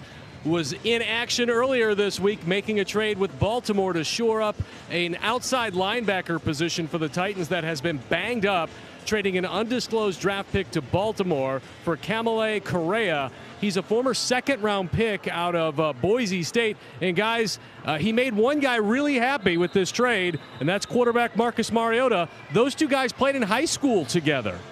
Yeah, how about that? Marcus, about, what, 3 years older, played together at St. Louis High School back in Honolulu. And I think, as you've noted, Corey, when he started to hear the rumors, the text started flying, and then when it became confirmed, Marcus was one of the first to reach out and welcome him to Nashville. Pretty good to have one of his homeboys on the roster, and even better, Correa's a guy who can flat out run, guys. All right, when you go back and plug in his tape coming out of Boise State, you saw a ton of hustle plays. You saw a lot of guys trying to get away from him that he ran down in pursuit. I remember one vividly where he came all the way across field to run down an opposing ball carrier. He's that type of a player, can play on the ball, can play off the ball. They can use him inside, outside. I think he fits almost best inside, but I think that they're going to need him a little bit more outside at this moment. So it begs the question, what does that mean for a guy like a Darren Bates or Robert Spillane? Like those two guys.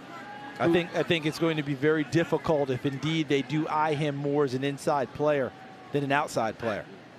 You know, so that's going to make it very difficult because you don't trade for him and cut him.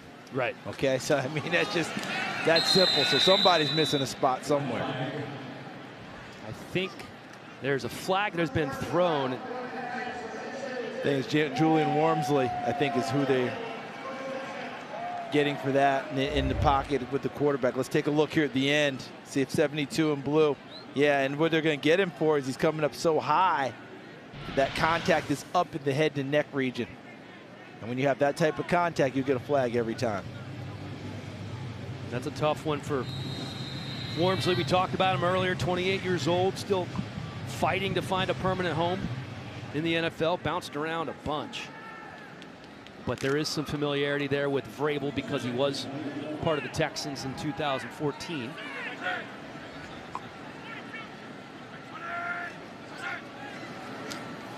First and 10, Slaughter looking in the end zone, has a man caught by Brandon Zylstra. 24-yard touchdown for the Vikings. Looks like Trey Caldwell, I believe, was in coverage number 39, and that was a well-thrown football.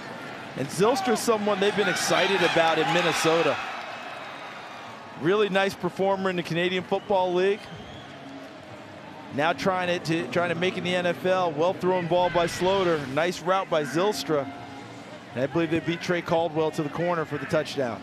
Hasn't played a ton in the preseason, coming back from a hamstring injury, but he's a guy that, along with another rookie, Chad Beebe, could actually make the roster. Make this team.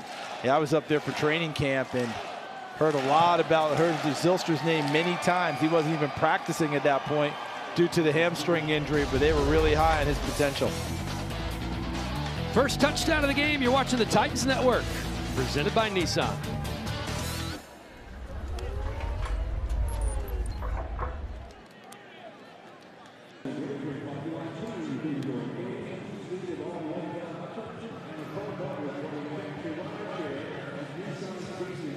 Welcome back, everybody. Time to look at the play of the game, brought to you by Nissan of Cool Springs. 4th and 1 inside the 10. And look at the defense stacking them up. Julius Wormsley, David King, Robert Spillane. Just 3 of the guys who are in there. It has been a defensive battle most of this game. The first touchdown just scored moments ago. It's now 13-3. Vikings on top of the Titans. And there's a look at Wormsley. We've talked a lot about him tonight. We've talked a lot about him throughout the entire preseason. He is going to be in the conversation to be perhaps the final defensive lineman to make this roster. He's given himself every opportunity. If he doesn't make it, he cannot be upset with himself about the effort and the play that he put out there. Because I think he's done everything possible to try and make this team. Doesn't necessarily mean he will, but he's given it his best shot. Well, to your point, you said this earlier in the game, that's exactly what Mike Vrabel said. There's really nothing more that he could do because he's left it all out there.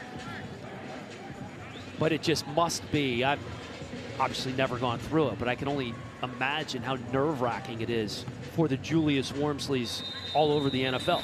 Yeah, I got cut so early it wasn't that nerve-wracking.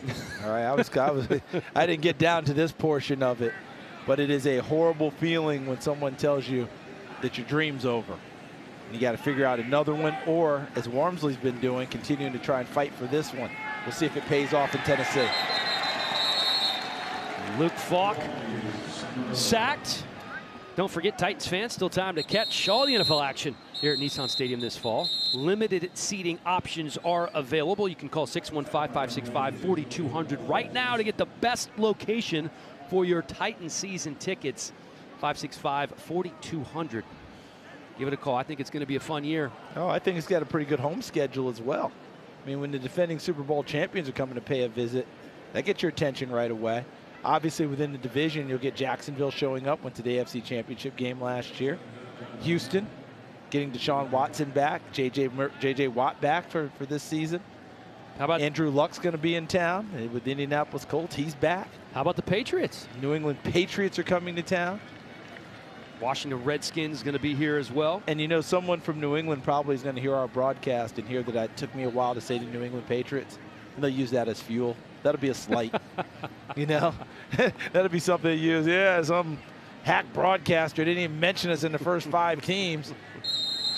They'll be all fired up and ready to go. So it's a really good home slate with a playoff team trying to get back there again under new management with a brand new head coach. I like their opportunity. Can't wait to see how it all plays out. 2nd and 16 from Falk. Pass is complete to his tight end. Takes a hard hit there. That's Tim Semish. Picks up 11. Well, you talk about the Patriots, and obviously a lot of former Patriots on this team. Yeah. Logan Ryan, Malcolm Butler, Mike Vrabel, Deion Lewis. You look at how this organization is built. Certainly that's one of the best models in the National Football League in New England. And John Robinson cut his teeth in that organization. Yeah, product of it as well. Falk on 3rd down. And that's Ferkser not being able to hold on to that one. Don't see that very often.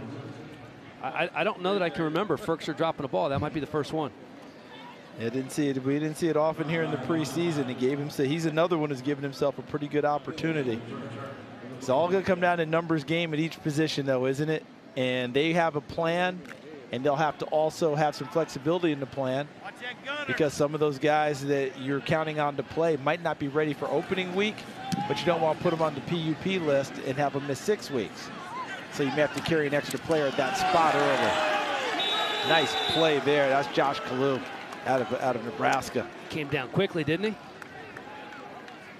Remember, he was with the team, got released, and then brought back, and has played in the last 2 preseason games. And that's a play that'll get you noticed on special teams. Young man out of Nebraska, where he was a corner and a safety during his career there. There's going to be a lot of noodling going on in the brains of those in the front office, John Robinson included, with the guys in the secondary. I just looked down at my board here with everybody's name on it, and there must be 15 guys, 16 guys in the secondary that they got to. Yeah, a lot of decisions have to be made. You know, Brendan Trawick is not going to be counted on to be a safety, but he's so valuable in special teams. Went to the Pro Bowl last year. Obviously can play safety. He wouldn't be a frontline guy or a guy you'd want to play unless you absolutely had to. But guess what? He's so valuable in special teams that he's going to eat up one of those spots. That's a great point. Pro Bowl special teamers, very valuable.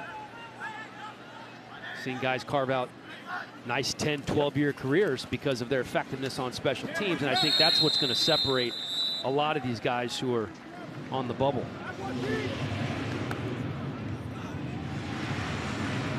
Hey, Corey, you down there? What do you have? Well, you know, Charles is always asking me questions, so I've got one for him.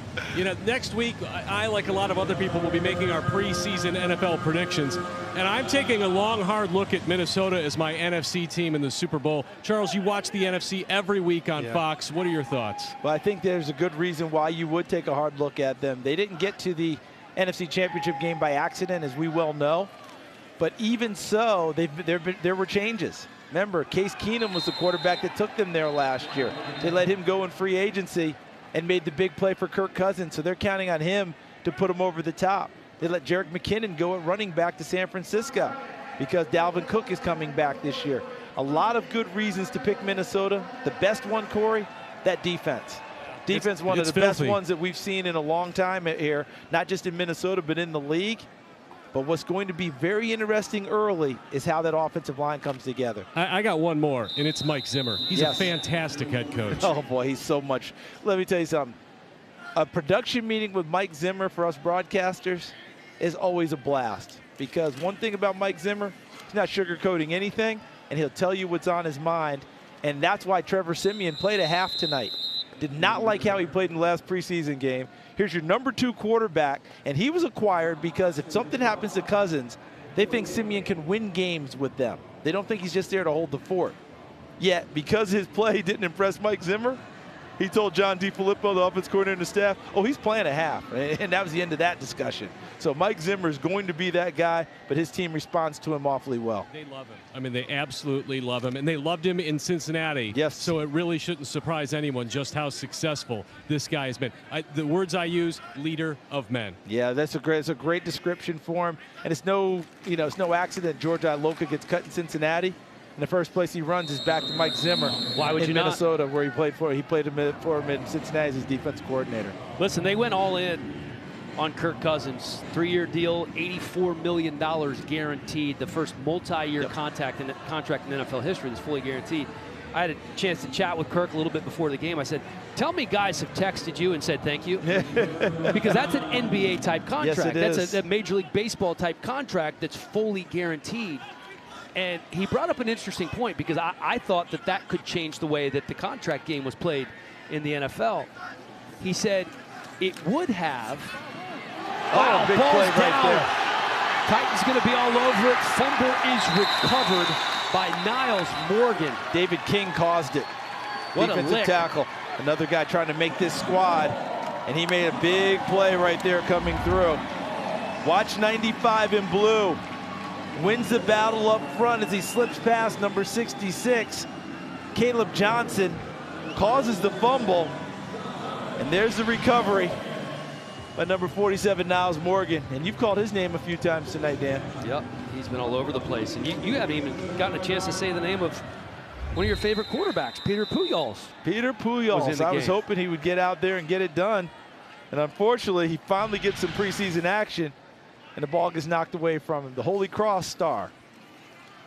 Well, David King may have saved the best for last. We have called his name a ton tonight. Has a couple of tackles, a pass deflection, and obviously caused that fumble there.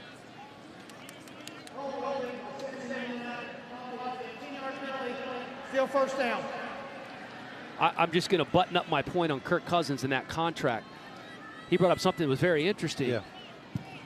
He said Aaron Rodgers, Matt Ryan signed contracts that weren't fully guaranteed. They signed the long deals. Right. And he indicated that kind of surprised him. They went for that long-term security. Cousins is going to play for 3 years, which means in a year and a half, 2 years, he's going to sign another contract. Yeah, and so essentially what he's telling you is he's betting on himself. 100%. He has full confidence. The other part is with the other guys, it's understandable. You know, Aaron Rodgers been in Green Bay a long time. He's not thinking about being somewhere else. Matt Ryan began his career, going to end his career in Atlanta, it appears. So that's what it comes down to for them. With Kirk Cousins, here's the other part. Corey brought it up. This is a team that's counted on to be one of the top contenders in the NFC. They get to the NFC Championship game last year. Now Kirk is the quarterback. What does that mean? You were brought in to get us to the Super Bowl. It's Super Bowl or bust. Period. That's what it all comes down to. He understands it. Oh, and that's exactly that's what why he said. He signed the contract. That's exactly what he said. He knows. And I think he welcomes that challenge. He's been to one playoff game in his career in Washington, lost to Green Bay at home. Now he thinks he's going to be on a team that should win their division, the NFC North, and then play in the playoffs again. Falk has a man downfield. That pass is broken up. He was trying to sneak it in there to Ferkser. Let's see what the penalty is. Holding, number 61, offense. 10-yard penalty. Still second down. That's Aaron Stinney called for holding. Thank you, Walt Coleman. Been an active preseason for all the referees around the NFL. You talked about they got a lot to deal with. You talked about the offensive line battle. It's a big question. Do you keep that ninth guy until Jack's healthy? To me, I kind of feel like you have 8 guys. Yeah. Right? You have the starters: Lawan, Spain, Jones, Klein, and Conklin. Kelly's, of course, starting now. Then you have Corey Levin. Yeah. Then you have Pompfield. And I kind of like Merritt's. See, that's going to be, I think, Merritt's, and I think that Suafilo will be a discussion point. Right. Because Pamphile can play guard and tackle. So he gives you that swing flexibility and has been a starter in this league. So somewhere, if John Robinson's listening to us, he's like, oh God, here we go again. I got my amateur scouts now trying to help me make this roster. By the way, guys, I do this every day. Don't need you to. And I'll tell you this about John Robinson. I said it last week. Walk into a Starbucks in Pittsburgh in the morning, and he's watching film in the Starbucks. He gobbles it up. It's nonstop for him. Well, they have good Wi-Fi there. Trying to improvise his Falk on third down, and nothing going there. 1:57 to go in the game. You're watching the Titans Network, presented by Nissan.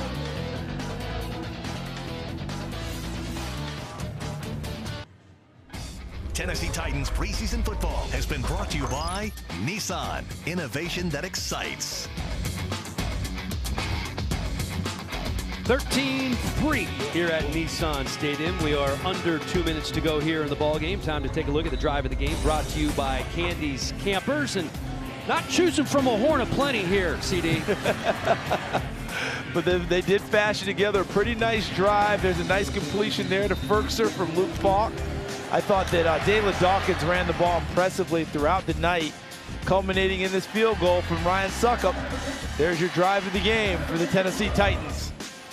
3 points on the board as that ball bounces into the end zone. There's a look at the quarterbacks. Marcus Mariota played very well in his first 2 preseason games. I think it was 3 drives total. Struggled a little bit last week. Going to get a chance to bounce back against the Dolphins. I think as a whole, he has digested and processed this offense, which is not an easy one to learn very well. No, and I think that what they're really looking for this year, obviously everybody wants to see him ascend here in year 4, but he's been through 3 different systems, so it's not so easy. But here's the big one. When he's got a chance, fully healthy now, and those wheels come into play, turn him loose. You know, go ahead and make those plays with his legs. That will gain him some other opportunities elsewhere and help his entire offense. There's no doubt. And the weapons that are here now, a healthy Corey Davis is John Robinson. Gonna have a busy couple of days. Yeah, just go straight to the office. He probably will. You know, just go straight to the office. It's that time. And he probably has a pretty good idea of guys on other teams who he's going to try and sign. Exactly. They keep a list in a book of guys that they were really high on before, didn't get a chance to sign them, and then they track their progress, see if they're still worthy of what they saw before, or still think that they can bring out the best in them. So it'll be interesting to see what happens here in the next couple of days. But I know fans are not excited about an 0-4 preseason. That goes away if the team plays well in the regular season. We've seen it so many different times. You know, it just becomes a non-issue. It will only be an issue if the regular season goes haywire. I don't expect that to happen with this team. Hate to say it doesn't matter, but record in the preseason doesn't matter. Doesn't matter. We've seen it before. You think if you ask Mike Zimmer right now, you said, hey, Zim, you have any idea what your record is in preseason? You know he's going to tell you? No, I don't. I have no earthly idea. Well, he's now, 17-4 in his preseason. But all Zim's going to talk to you about is losing to the Eagles in the NFC Championship game. So it means nothing to him. Of course he is. Time is winding down here as we will put a button on the 4th and final game of the preseason. Coaches walking out to midfield. Customary handshake. Coach Zimmer and Coach Vrabel. And Corey is down on the sideline with Brian Arakpo. Corey? I needed a guy with a fantastic voice, and I found him. Brian Arakpo, great to have you. We talked earlier in this week, and you said the goal has simply been Miami for this team. Well, that's up next. That's up next. So we're going to obviously dissect this game film, get the team, adjusted and everything with the cuts coming soon, and get ready for Miami. That's the #1 goal. How much has this team hidden this preseason? Because it looks like you guys haven't shown a whole lot. Well, I mean, you're just trying to get the playbook in on both sides of the ball, do a few things, see guys, make sure guys stepping up, making sure guys are knowing what they're doing. It's all around the league. These records in preseason really doesn't correlate to what you're really going to put forth in the regular season. So we're not too concerned about the 0-4 start. We're going to be just fine. And last up, I want to ask you, after your first playoff victory, how hungry are you in this squad right now? I'm very hungry. Definitely want to pick up where we left off, but man, we got a lot of work to do. If we don't take care of the regular season, which Miami is the #1 objective, then it really doesn't matter. So definitely hunger for more.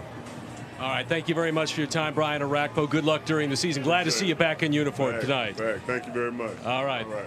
Marcus Mariota and the Titans getting ready for the Miami Dolphins to start the season. They lose the preseason finale 13-3 at Nissan Stadium.